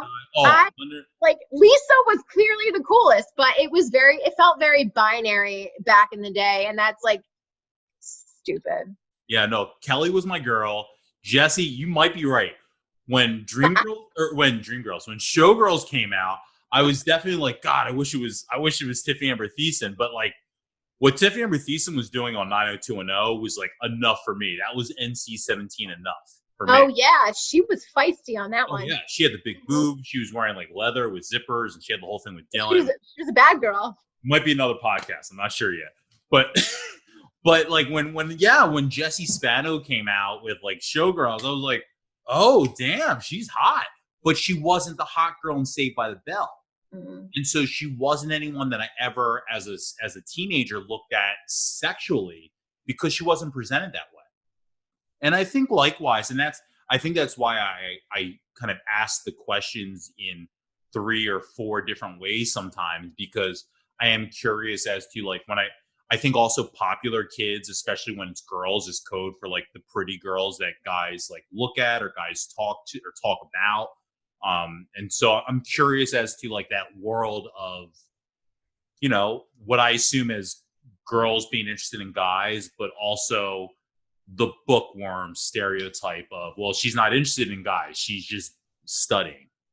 And that's the thing is, like, I hope it doesn't sound like I was having such a hard time because I was like so smart and so pretty, because that's not how I felt. No, I think it was very real and honest. Feel like I was pretty, but I knew I was smart. No, but it didn't feel like being smart was like really that great or really that cool. So it was kind of like, maybe I should focus on being pretty and liked and accepted. And so, and that's, I felt very insecure about those things. So that's why I have felt like it was a choice. Well, I think that's a really interesting aspect of it, because something that I don't think anyone's really talked about is like the hard work of being in the popular kid crew. You know, the acknowledgement of like, okay, I'm in this like group of people where there's a stigma, right? You've acknowledged, at least for like a girl, you feel like there's a stigma for the guys that you want to be attracted to you. And so I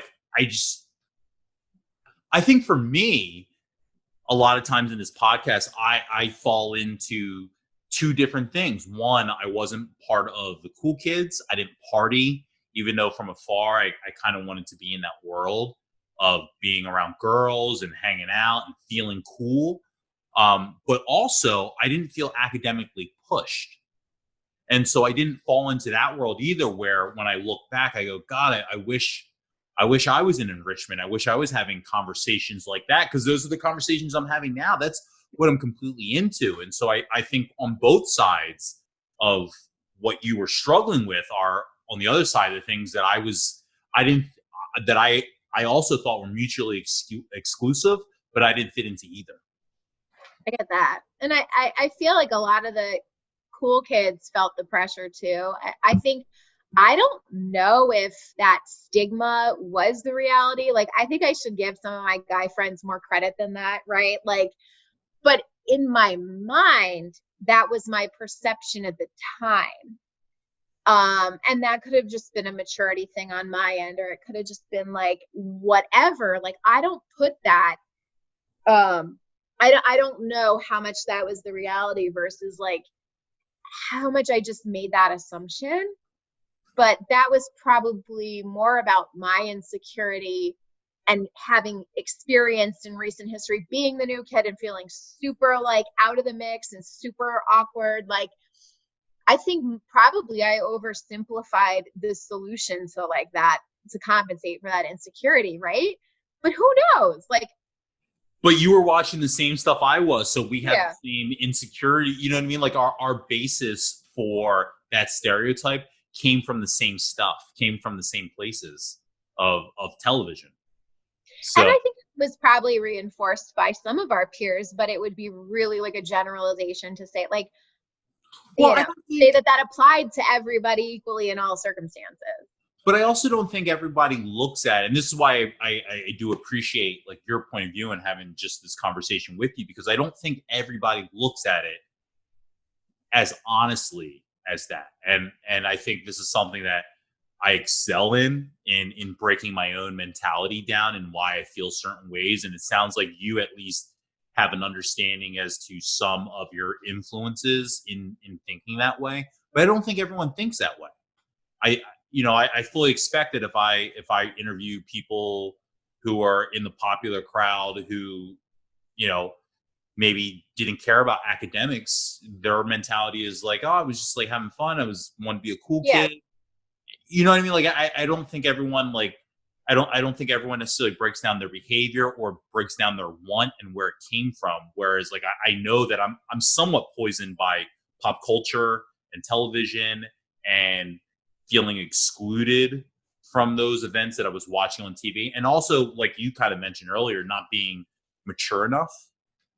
I think academically and socially, I wasn't there. And so I don't know that everyone's dissected their own past in that way to be able to realize what you've kind of explored.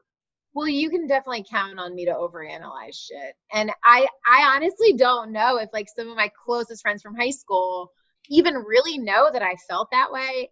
I don't know how good of a front I put up, right? Like, I don't know how good of a front I put up about my insecurities.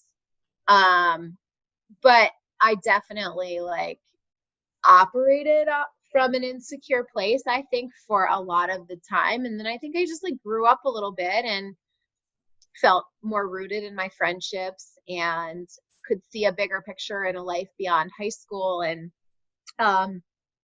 being able to get to that point, I like really enjoyed it so much more because I could be a much more genuine version of myself. And that is like the second half of high school, I think, for me. That's funny. That's how I feel about my late 20s and early 30s. I get that though. And then the thing is, like when I went to college, I went through that reset over again where I was like a little fish in a big pond again. There were I was in a college that like there were a lot of really wealthy students at GW, which I just didn't realize was going to be the case. A lot of really privileged people, and I felt super out of my element. And I went through that very similar process again, where I felt like I just had to, I wanted to do well in school, but I had to figure out where I fit in and who I was. And I was unsettled for the first 2 years of college. And then the second 2 years of college, I just, I stopped caring as much what people thought about me and just kind of like went with what felt right, but I think when I'm thrown into a new situation, what I've learned about myself and how I deal with transition and how I deal with uncertainty and ambiguity is that I have to sit back and process what's going on. Because I get really like anxious and I'm better off to sit back and process what's going on a little bit before I figure out how I feel about it and how I can best engage. God, that's me too. It took a long time to get there though. Yeah. Yeah. I've got text messages right now I'm not answering because I'm just not sure how I want to engage with these people and the groups that they interact with. And I think I need 36 to 48 hours to truly figure out how I want to proceed with these conversations with people. When you mentioned, you talked about like doors opening, like in reference to college, you're the oldest. Is Marissa your only sister or do you have another sister? No, my other sister is Emily. So Marissa's 3 years younger than me. Emily's 10 years younger than me. Whoa. Yeah, she lives in DC too. She's currently downstairs, like she probably like downstairs right now? In my house, yeah. We have, so my daughter, Aria, calls Emily Mimi, and we have Mimi Wednesdays. So Mimi comes over and like handles Arya's like dinner, bath time, bedtime on Wednesdays. That's awesome. And they're like we're all three of us girls are really close. Marissa's in Philly and she has her own family. Emily moved to DC, oh God, like maybe 4 years ago. And she lived with Dave and me for like 6 months while she was figuring out her job living situation. And now she lives a 10-minute walk away. And we see each other like, and it's funny because we hadn't lived together since she was 8 and I was 18, right? And I went away to college. So there were things I didn't know about my own sister when we lived together as adults, like how she took her coffee, how she liked her eggs, like shit like that. What food she doesn't eat. It's all food. It's all room out. But like just stuff like that. You know, she's like a bitch when she first wakes up in the morning, like, you know, little things like that we learned about each other.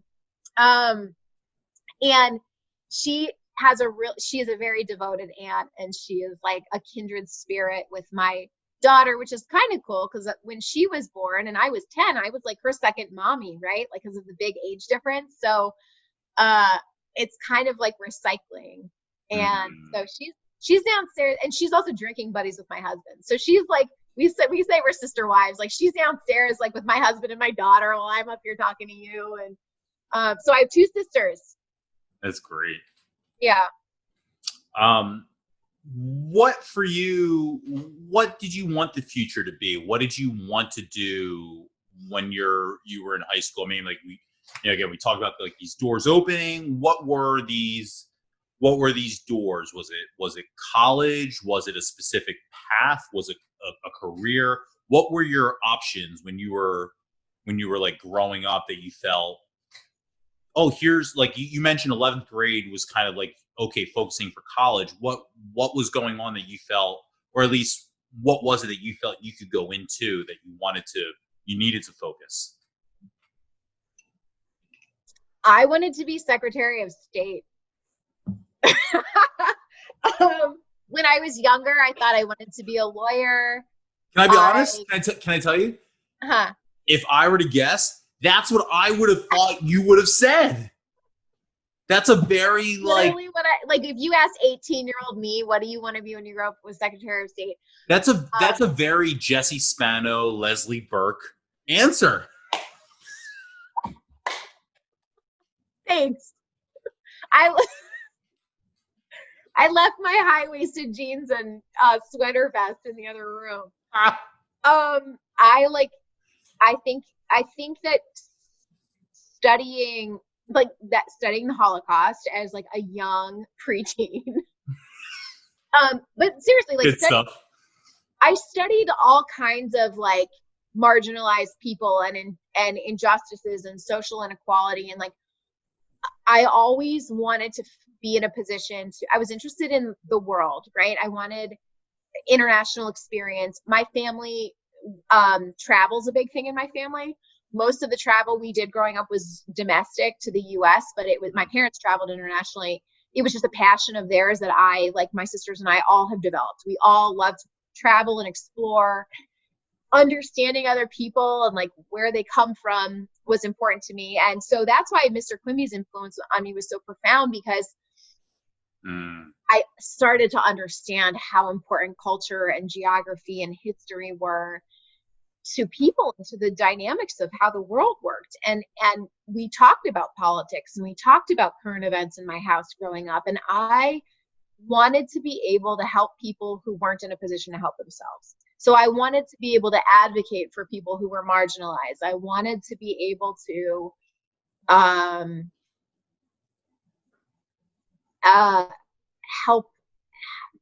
help people who were facing inequality and give people a voice who didn't have a voice. Well, I was going to say a voice for a long time.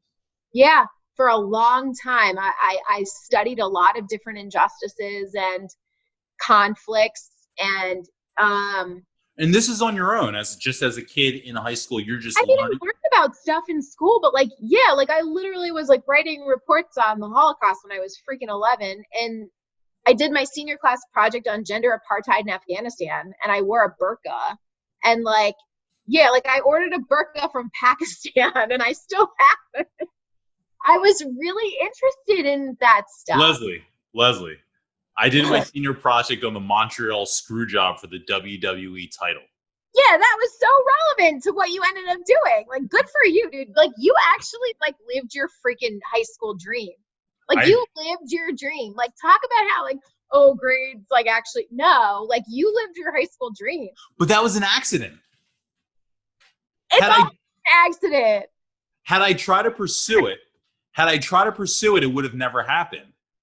So as you're like 11th and 12th grade starts happening for you, and you talk about like these doors opening for you, what did that look like as far as like a career or college, or just after high school? What were these doors that you felt you needed to focus on for 11th through 12th grade? Well, I knew I wanted to go to college. I wanted to be able to go wherever I wanted to go.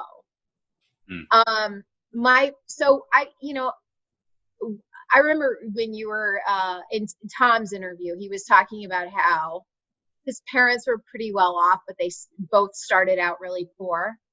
And my parents had a similar story. Like, my dad was rural poor, my mom was urban poor, but like they both were really poor growing up. I think my mom was the first person in her family to graduate college.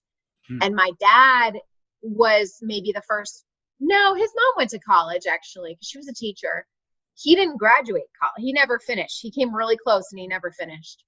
And he was successful despite that. But it was very important to my parents that I got a good education and that I worked hard and I didn't take anything for granted. And I think they were cognizant of the fact that I grew up, my sisters and I grew up with a lot more in terms of resources than they did, and they didn't want us to become entitled. So they really wanted us to always have jobs, to work hard, to get good grades, and to get an education. And so it was an expectation that I would go to college and that I would work as hard as I could in school. And they took me on college visits when I was maybe sophomore year.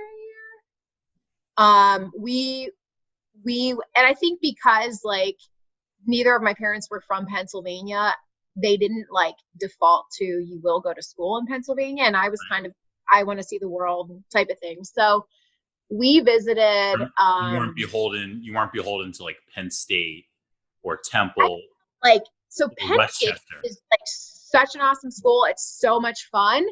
I felt like it was the thing that so many people were trying to do, and I wanted to be different. And I did feel like I wanted to go to school in an urban environment. So Penn State, I applied to, I got in. I think I would have really loved it. And I think I probably should have given it more consideration.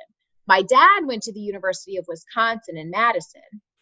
Oh. So I grew up a Badger fan, and it's like Fun Town, USA. Like, Madison's like the most fun place in America. My youngest sister ended up going to school there, and like had the best experience. And, you know, it's such a great school. Penn State is such a good school. Both are very, very like highly regarded here in DC. But I just like wanted an urban environment. I wanted to study international affairs. My parents took me to a few college towns so I could explore multiple schools. So we went to the Boston area, and I explored like BU, UMass, Northeastern. We came to DC, and I looked at different schools in the DC area. I didn't want a school with an official like religious affiliation. So and we went to North Carolina, and we went to like Duke and UNC. So those are like all pretty like, you know, BU and UMass and UNC. Like, those are pretty like outside of like Ivy League.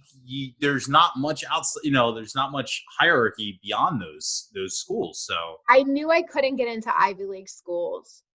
But I felt like those were all within my reach. And I think I got into like most of the schools I applied to. I think, when I looked at Syracuse actually with my high school boyfriend at the time. I think that I just like knew I wanted an urban environment. Now, if I did it over again, I don't know if I would have done that because I had so much fun visiting my friends who went to schools that actually had a football team and actually had that like college campus experience. And I would go visit like Natalie at Lafayette and Adrian at Lehigh. You know, I would go visit my friend. I went to visit Rachel at Pitt. Like I would go visit my friends at like real colleges like all the time and had the best time. But I loved GW. I loved the academic experience. But it, you know, it was an urban campus and it was kind of a different college experience for sure. But yeah, I went right into the international affairs school. And I knew I wanted an urban environment. So that my parents like really, they were kind of like, this is what you're doing. We're going to go explore some options. That was just what it was. So you going into international affairs, that's really just, you know, accumulation of the way that, you know, you were kind of brought up, Mr. Quimby and the way that he kind of like sculpted your brain as far as recognizing other people's struggles, just what's going on in the outside world, and your ability to travel with your family outside of the country. Is that really all that brought that into international studies for you? I mean, it's a pretty, yeah. I don't know anyone else that's done international studies, at least definitely no one I've interviewed. So yeah. You didn't go right. I mean, point being, you didn't go into like sociology or anthropology or. No, I went to GW because it had highly regarded international affairs school. I went direct. I didn't go into like a general studies and then pick a major. Like I went right in off the bat. I applied to the Elliott School.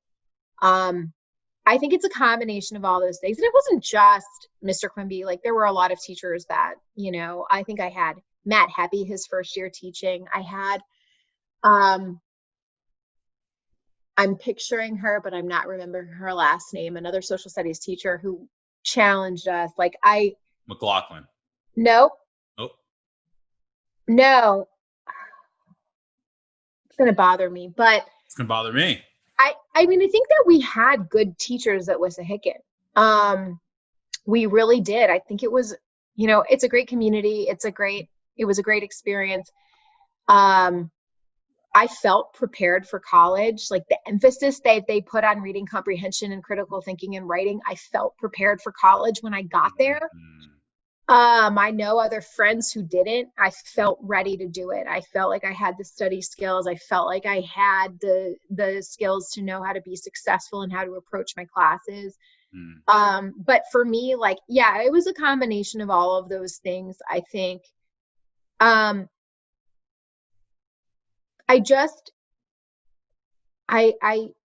think I felt like we historically have played a really important leadership role in the world.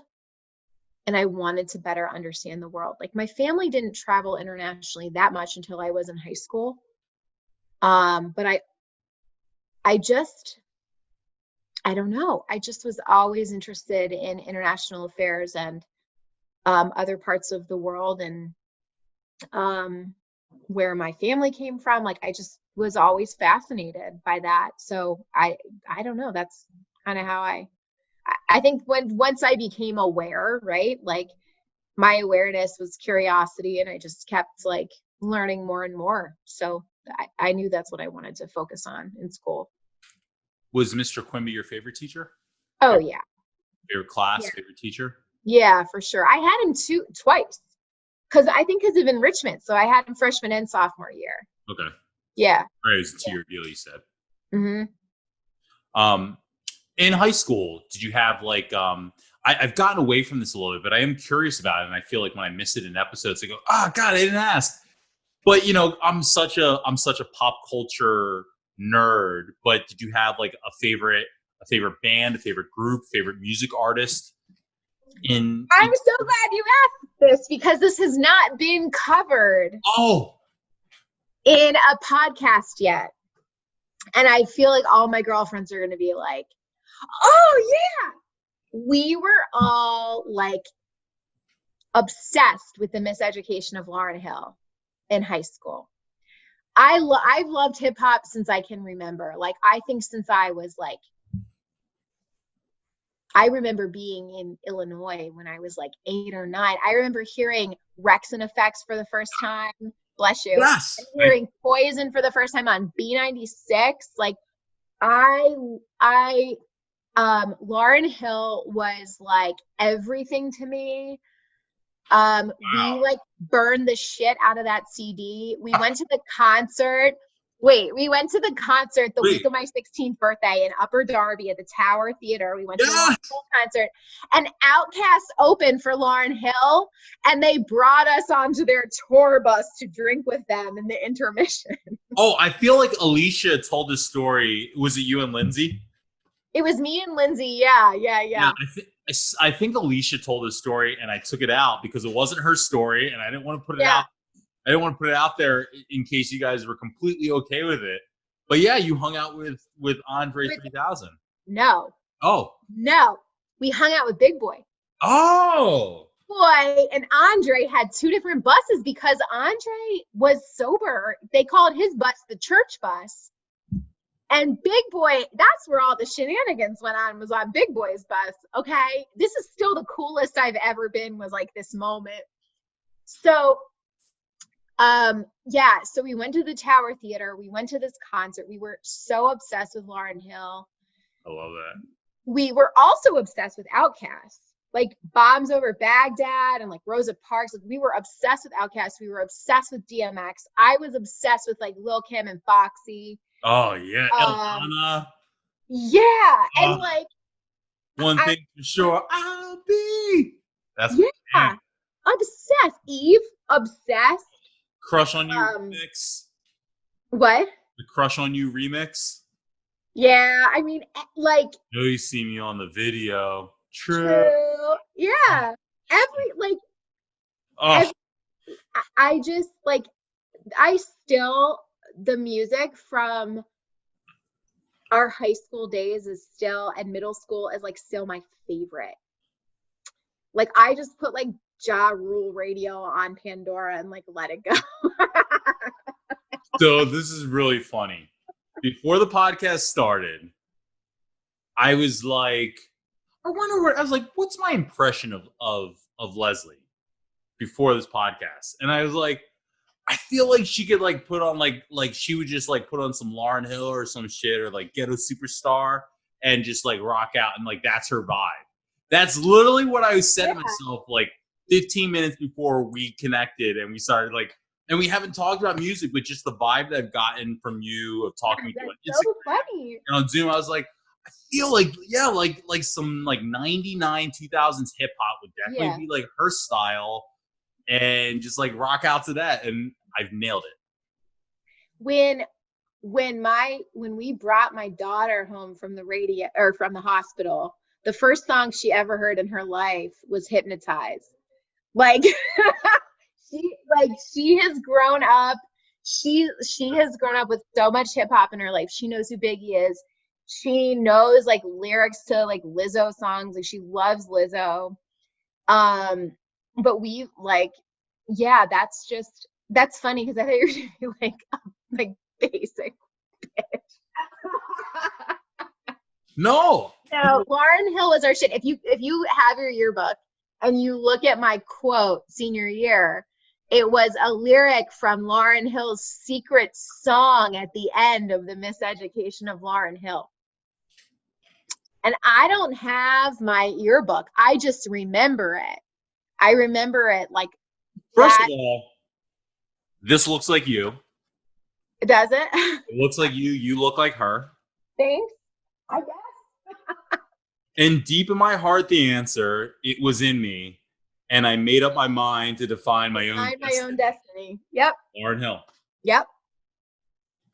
She was everything. And she did not, like, we were not her target demographic. She made that abundantly clear. Yeah, but I will never forget that concert. Was like one of the coolest experiences. And partying with Big Boy and Donnie, his drummer, was like deep in the Crevassier. Like, that was fun as shit. And then they like tried to take us to Atlantic City with them. And we were like, no, we got to go back in the concert. And they gave us paper plates and they signed our paper plates. And then at the end, we like went up to the front and like Lauryn Hill signed our paper plates. And I would literally give my left boob if I could find that paper plate, but I didn't keep it. I know. Cause she did an encore, and we went to the front for the encore. And it was such an amazing concert. And like, the music that we grew up with is like everything to me. Where'd you meet your husband? In college? No. He went to Tulane. He's a year older than me. But he grew up in the Westchester area. So he went to Westtown High School, and we worked at the same lobbying firm, same government relations firm after college. And we were really good friends for so he had been there for maybe 5 or 6 months when I started, and we were really good friends. And then but we both had kind of like a crush on each other. And then a couple months after he broke up with his girlfriend, we got drunk and made out in the back of a taxi cab. And that was 14 or 15 years ago. That was it. Yeah, in July we'll celebrate our 8th wedding anniversary. Wow. Congratulate him on his game for me. Yeah, he had no game. No game. I invited him to barrel it. So my best friend from college and college roommate since freshman year, Monica, is from South Jersey. She's like the coolest person you'll ever meet. And she went to GW Law after college, and I got a job. So we literally moved. We took the summer to figure out our lives. We moved back in together. Wow. And so Monica was in law school, and I became friends with all her friends in law school. So I have a law school group of girlfriends, but I never went to law school. And they did beer Olympics, and she's Portuguese. So we were Team Portugal. And I invited some of my colleagues. So I had a lot of fun young colleagues, and Dave was the only one who could come. And I was like, cool, I have a crush on him anyway. So we got like blackout drunk, and I jumped on him in the back of the cab. Monica was there. She's like pressed up against the window, like, yo, get off me. And we were like making out next to her. And that's how we got together. It's hot. It's not. I don't remember it at all. I don't remember our first kiss, but that's hot though. That's a hot story. We tried to keep it a secret at work. It was a small firm. By the following holiday party, so almost a year later, a little less than a year later, we won the worst kept secret award at the holiday party. And one of the partners at the firm actually officiated our wedding at the Please Touch Museum in Philly. Oh, that's awesome. Yeah.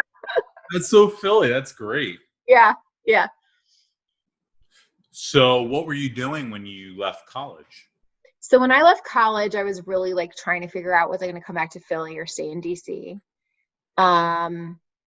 And I was applying to all kinds of shit, I don't know. So the first job that I got was at a lobbying firm. Well, it was a law and government relations firm in DC. I didn't fully understand what lobbying or government relations was. I was really interested in international affairs, but I also wanted to pay the bills, right? So I kind of prematurely maybe ruled out Capitol Hill. State Department was very competitive.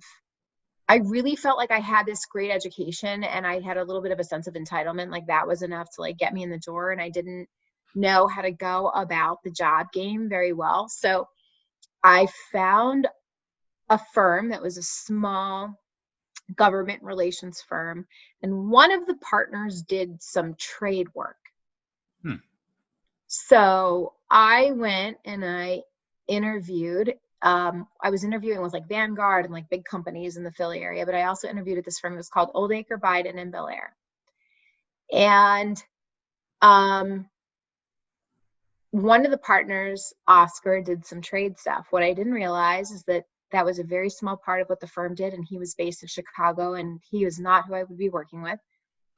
But I interviewed with two of the partners, Bill Oldacre and Hunter Biden. And Whoa. And Bill and Hunter. Wait. Give me a fucking second, Leslie. Bill and Hunter were my first bosses, and then Eric Schwerin, who worked with them, like they were my first bosses out of college. Okay. I literally at that, like I will cop to, I had been so focused on international politics. That was my major.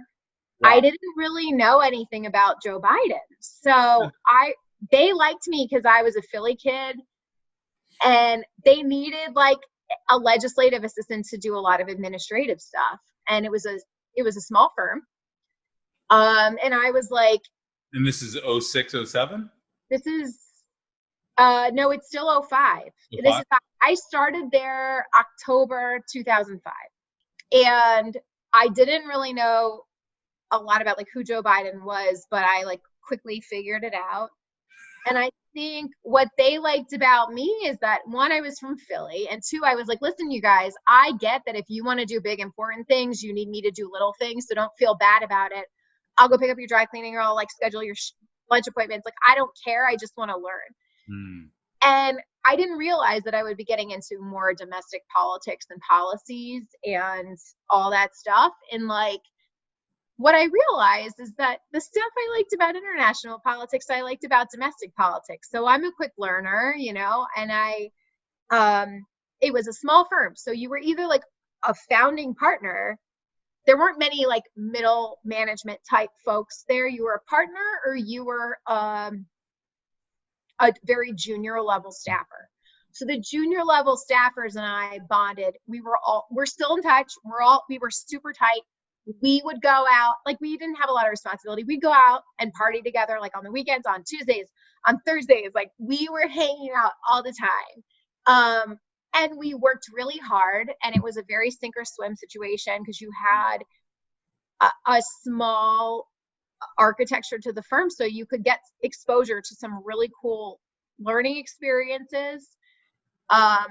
And we just worked our asses off to learn as much as possible and get to grow and do as much as possible. And like the firm changed combinations, like Hunter got out of lobbying at a certain point, and like there were different partners that came in.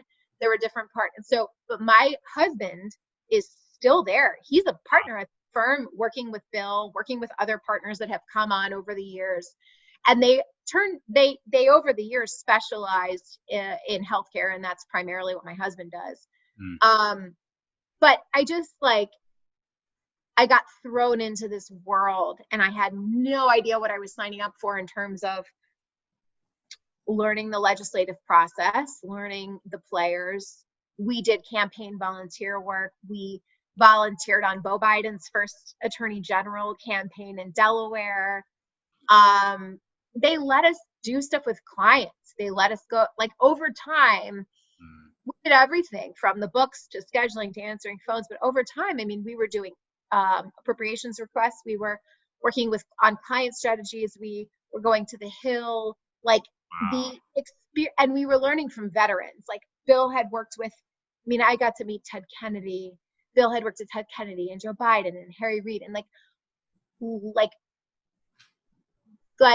real statesmen. Like our other partner, Vince, who officiated our wedding, was super close with Senator Inouye. And like these guys were part of history and part of like statesmanship and leadership. And like we got to meet some of the greats. And like the coolest thing I can say about Joe Biden is that he would call the office and he would be like, hey, this is Hunter's dad. Is he around? Like he never said, this is Senator Biden. It was like, hey, he knew who the man was at the company. This is Hunter's dad. Is he in, you know? And it was like, that was so,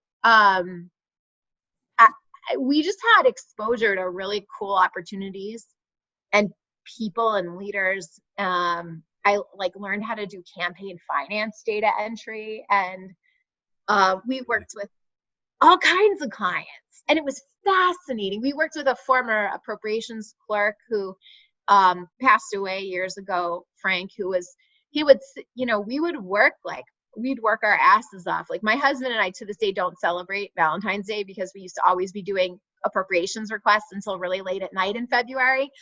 So we just think it's bullshit. Like, but Frank used to like, we would go at like, you know, after 5 or 6, we'd go into Frank's office, or we'd go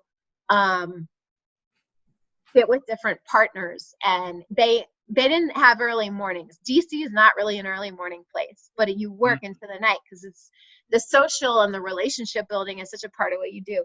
Yeah. So we'd go into Frank's office and have a drink, and we'd stay in Frank's office till like 8 o'clock, and he would tell us stories, and he would tell us about his process and his experiences. And Bill would tell us, Bill didn't really drink much, and Hunter didn't drink. And like they would tell us stories.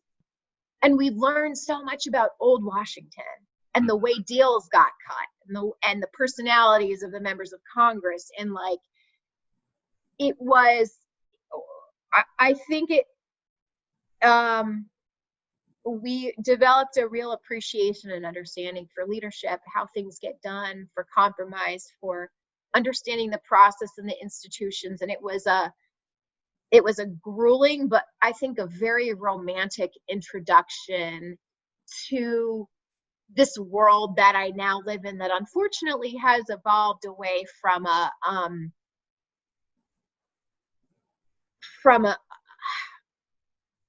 making policy making an art form. I think that's largely lost, and it's really unfortunate. And I'm so grateful that in the early years of my career, we were exposed to that from some people who really knew how it was done. And we came in right around the Abramoff scandal too. So we were here at a time when lobbying was a 4-letter word. It still kind of is. But where the game was really changing. It's really, the way that you talk about politics is exactly how I romanticize about politics. The time that I was really falling in love with TV politics, and 2000, obviously the 2000 election. I can remember sitting up late at night waiting for the results with Scott Ritter and in my place, and like, wow, I don't think we're gonna get a winner tonight. Like, and I was like, I used to be a chat moderator for CNN. Like, this is stuff that was very, wow. That was all from like my wrestling connections and all that, but like stuff that was very into as an 18-year-old, 19-year-old. And so that whole thing really sparked, like, and when I say, like, earlier, like, I kind of stand for your lifestyle, because when I would see that stuff, I would just go, oh God. And it reminds me, like, there's 3 things in life that like I romanticize about. One being wrestling, of course, the other being like Hollywood, but the third being politics. And so when you talk about the political atmosphere and dealing with these people, and like when you talk about Joe Biden and just the ability to be exposed to these people and these minds, and for things to go either the way that you thought they would or the way that they wouldn't at such a young age, is such an intriguing atmosphere for me to imagine, to just be able to absorb. I only got to do it with wrestling. It's the only atmosphere I truly, truly got to engulf in. But that's, to do any of your goals, like, how cool is that to do that? But no one ever wonders in life 20 years from now about like the mindset of Vince McMahon when he was doing the Undertaker Edge feud.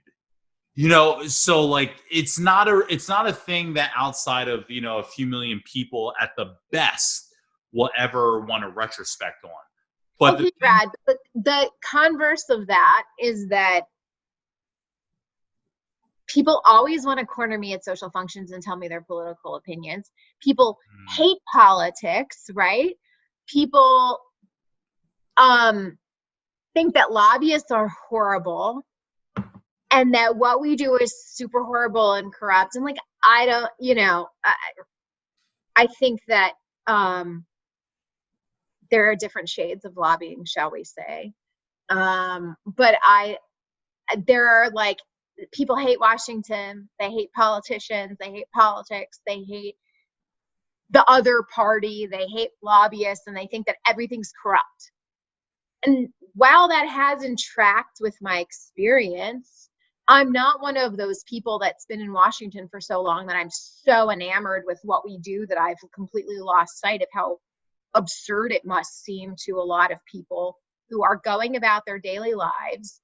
And like, the bottom line is, like, it's weird when you do something that a lot of people talk about or think about, but they don't have time to dedicate their entire day to specializing in it. Because at the end of the day, as a resident of Washington, D.C., my opinion is less relevant than any resident in Pennsylvania, no matter how much they give a shit. As long as they vote, if you live in Pennsylvania, if you vote in Pennsylvania, your vote and your perspective and your opinion is worth way more than mine as a voter in Washington.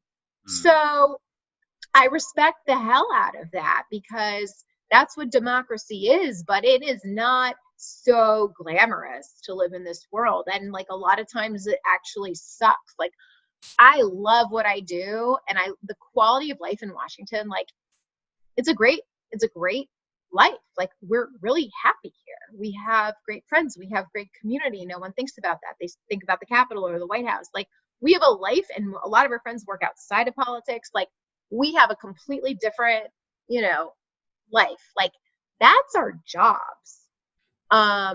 It can be consuming. Like, I wake up and read Politico or read like the news rags while I'm brushing my teeth in the morning, because your knowledge and your like up-to-date information is your currency here. And like, so it can be all consuming at all hours. But that aside, like, it is not House of Cards here. Okay. If anything, it's Veep. I have now lived in DC. I moved here in 2001. So I have now lived in DC for longer than I've lived anywhere else, more than half of my lifetime. I never thought I'd be a lifer.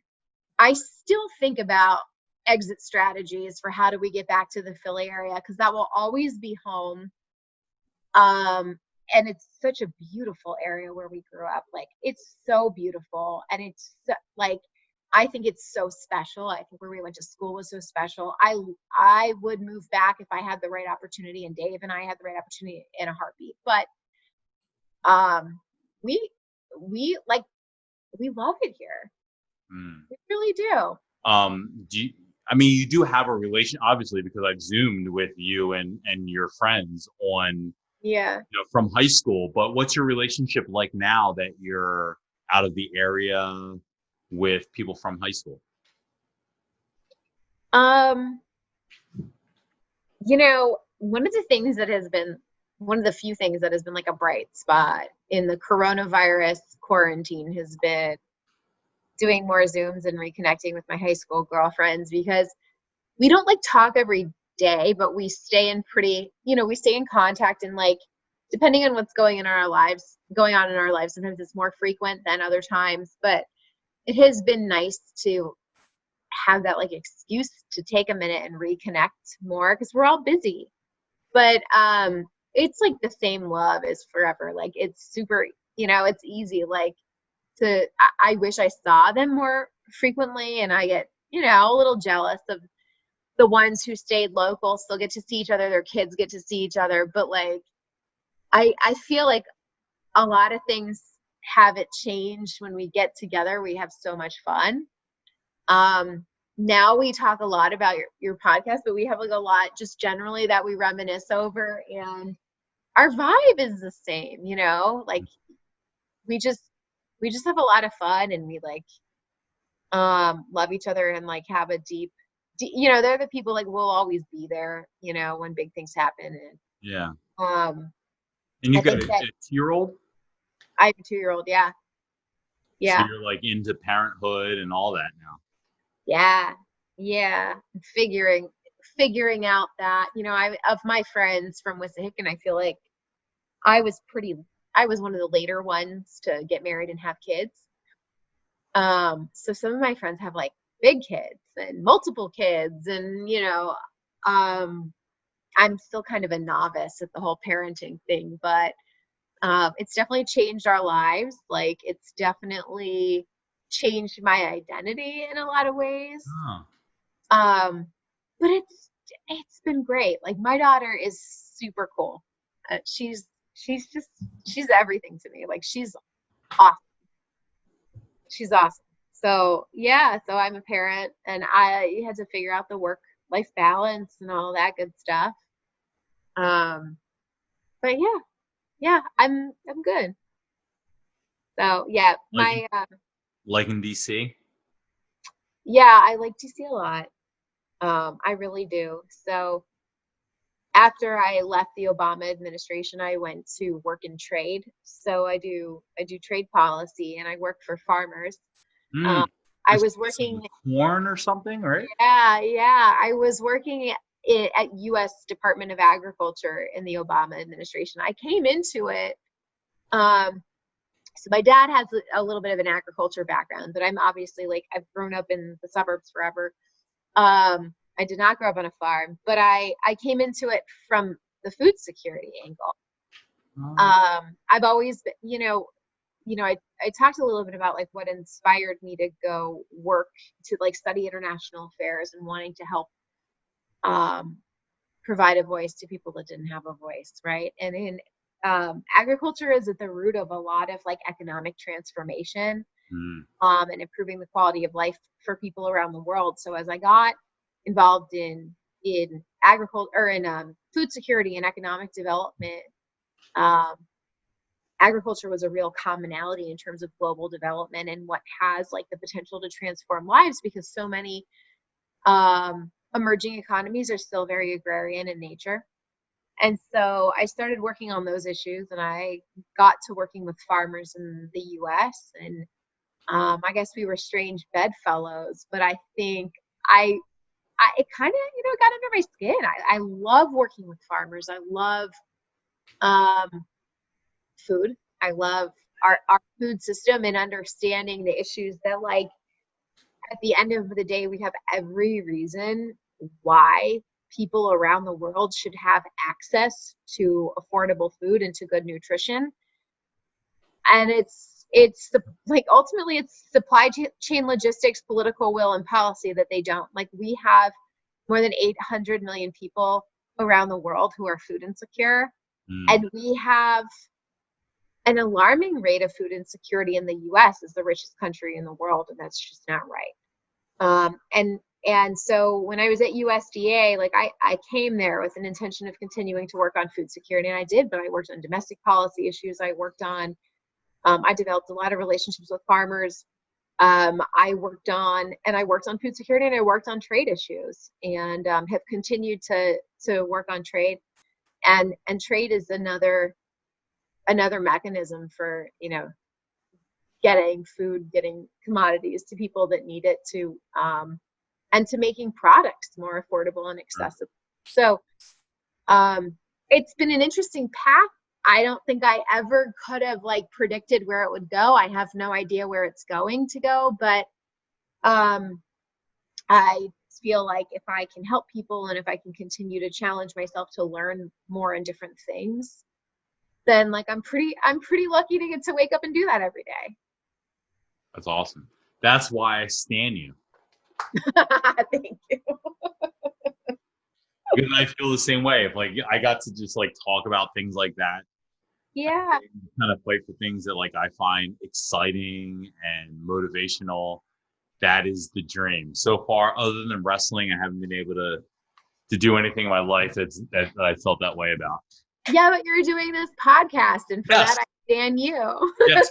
Currently in this quarantine, podcasting and learning about people's lives that I grew up with is the thing that I'm passionate about. So I'm going to read your yearbook here, your activities, just to make sure there's nothing. Oh yeah, tell me what I did in high school. So you got softball 9 through 12, Mm-hmm. Key Club 11 through 12, Varsity Club 11 through 12, Health Careers Club 11 through 12. What's that? Yeah. I don't know, but I will. Wait, I have 2 fun facts that I'm remembering now.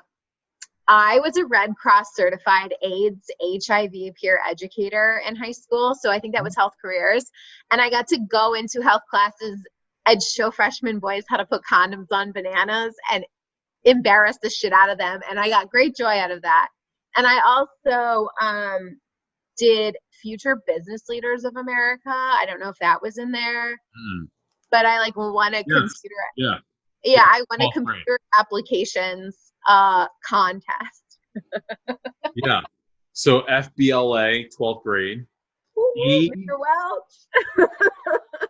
AIDS, HIV peer educator. Mm-hmm. Indoor track for 11. 1 year. Junior class committee. Oh. And stars for 11. What's stars? Is that where you watch Power? I do watch Power, but no. Or I did watch Power. The stereotype of Leslie Weber McNitt in my head watches Power and listens. No, you know I watch Power because I messaged you about it on Instagram. On the stereotype. Listen, you're listening to Ghetto Superstar by Maya and Praz. And you're also watching Power. That's pretty on brand. Playing that fight. It's pretty on brand. But I mean, again, the sad part of me is that I can't have anyone sign the picture, but that's you. I gotta be honest, I think it looks pretty dead on. Wait, what do you mean you can't have anyone sign it? Oh, because I can't sign it? Yeah, because normally at the end of this podcast, I would say, okay, sign the yearbook. And then Brad. But so, like, we'll have to, in the future, we'll have to meet up in person. Yeah. We'll have to sign this for me. Because I'll dig my yearbook out of the basement and you can sign mine. I will do that. I didn't sign any. No one asked me to sign their yearbook. I haven't signed anybody's. Oh, I hope that you're in there just to like. No, you're not in there. No. I would be a freshie for sure. But yeah, you had your Lauryn Hill quote, and then you to mom, daddy. Oh. Yeah, Mare, Emmy, my sister Marissa, and Emmy. Mm-hmm. Emmy, KP. You have a lot of names in here. This Kim is all Pace. Kim Pace, JP. It could have been my boyfriend. Ooh. JP. MM, Melissa Morgantan. Yeah. TC, Tara Cooper Smith. Yeah. LB, Lindsay Barley. KA, Karen Applebaum. Yep. Gotta keep it tight with the tribe. KS. Chrissy Schack. Yeah. CB. That was my girl. CB. Probably Chrissy Benedict. LW. Well, I would think that was you. Probably Leah Wanger. Oh, yeah. That's why people had LW squared was for both of us. Fellow triber. Yeah, of course. BS. Bethany. Yeah. NK. Natalie Cooner. We got a lot in here. I told you. HG. Heather Goodwin. Ah, you're good at this. RL. Rita Lewis, of course. Of course. AC. Alicia Conti. Of course. My bestie. Yeah, well, I had her first. Listen, we watch you together, all right? We watch you and we text each other. Oh, that is intimate. Yeah. All right. RM. Wait, P.S. Alicia's going to be so excited that you just called her your bestie when she Yeah. Oh, that's our thing. It's not a fake terminology. We're besties. RM is Rachel Moydell, another member of the tribe. And of course, a top crush of mine, AO, Adrian O'Connor. Yeah, AO.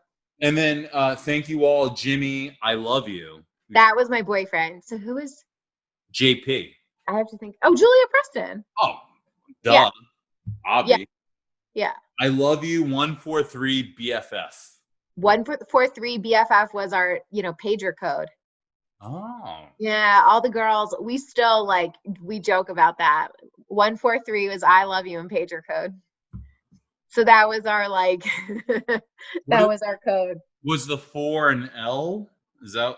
No, the numbers of the letters in the word. So I is 1, love is 4 letters, and U is 3 letters. 1, 4, 3. See, Yeah. I never had a girlfriend Yeah. in high school to know stuff like that. So I It never was like did the basic high school white girl equivalent of a gang sign was like 1, 4, 3. the opposite of 187. Yeah. It was like a pinky swear, but for your pager. Was there anything in this 6 hours, Leslie, that I haven't asked you about in what might have been my dream podcast? Are we setting a record for your longest podcast? This might be the longest, yeah. Okay. You set the record. Yeah, you won it. I'm game for anything. I am a super fan. I feel like this is only right.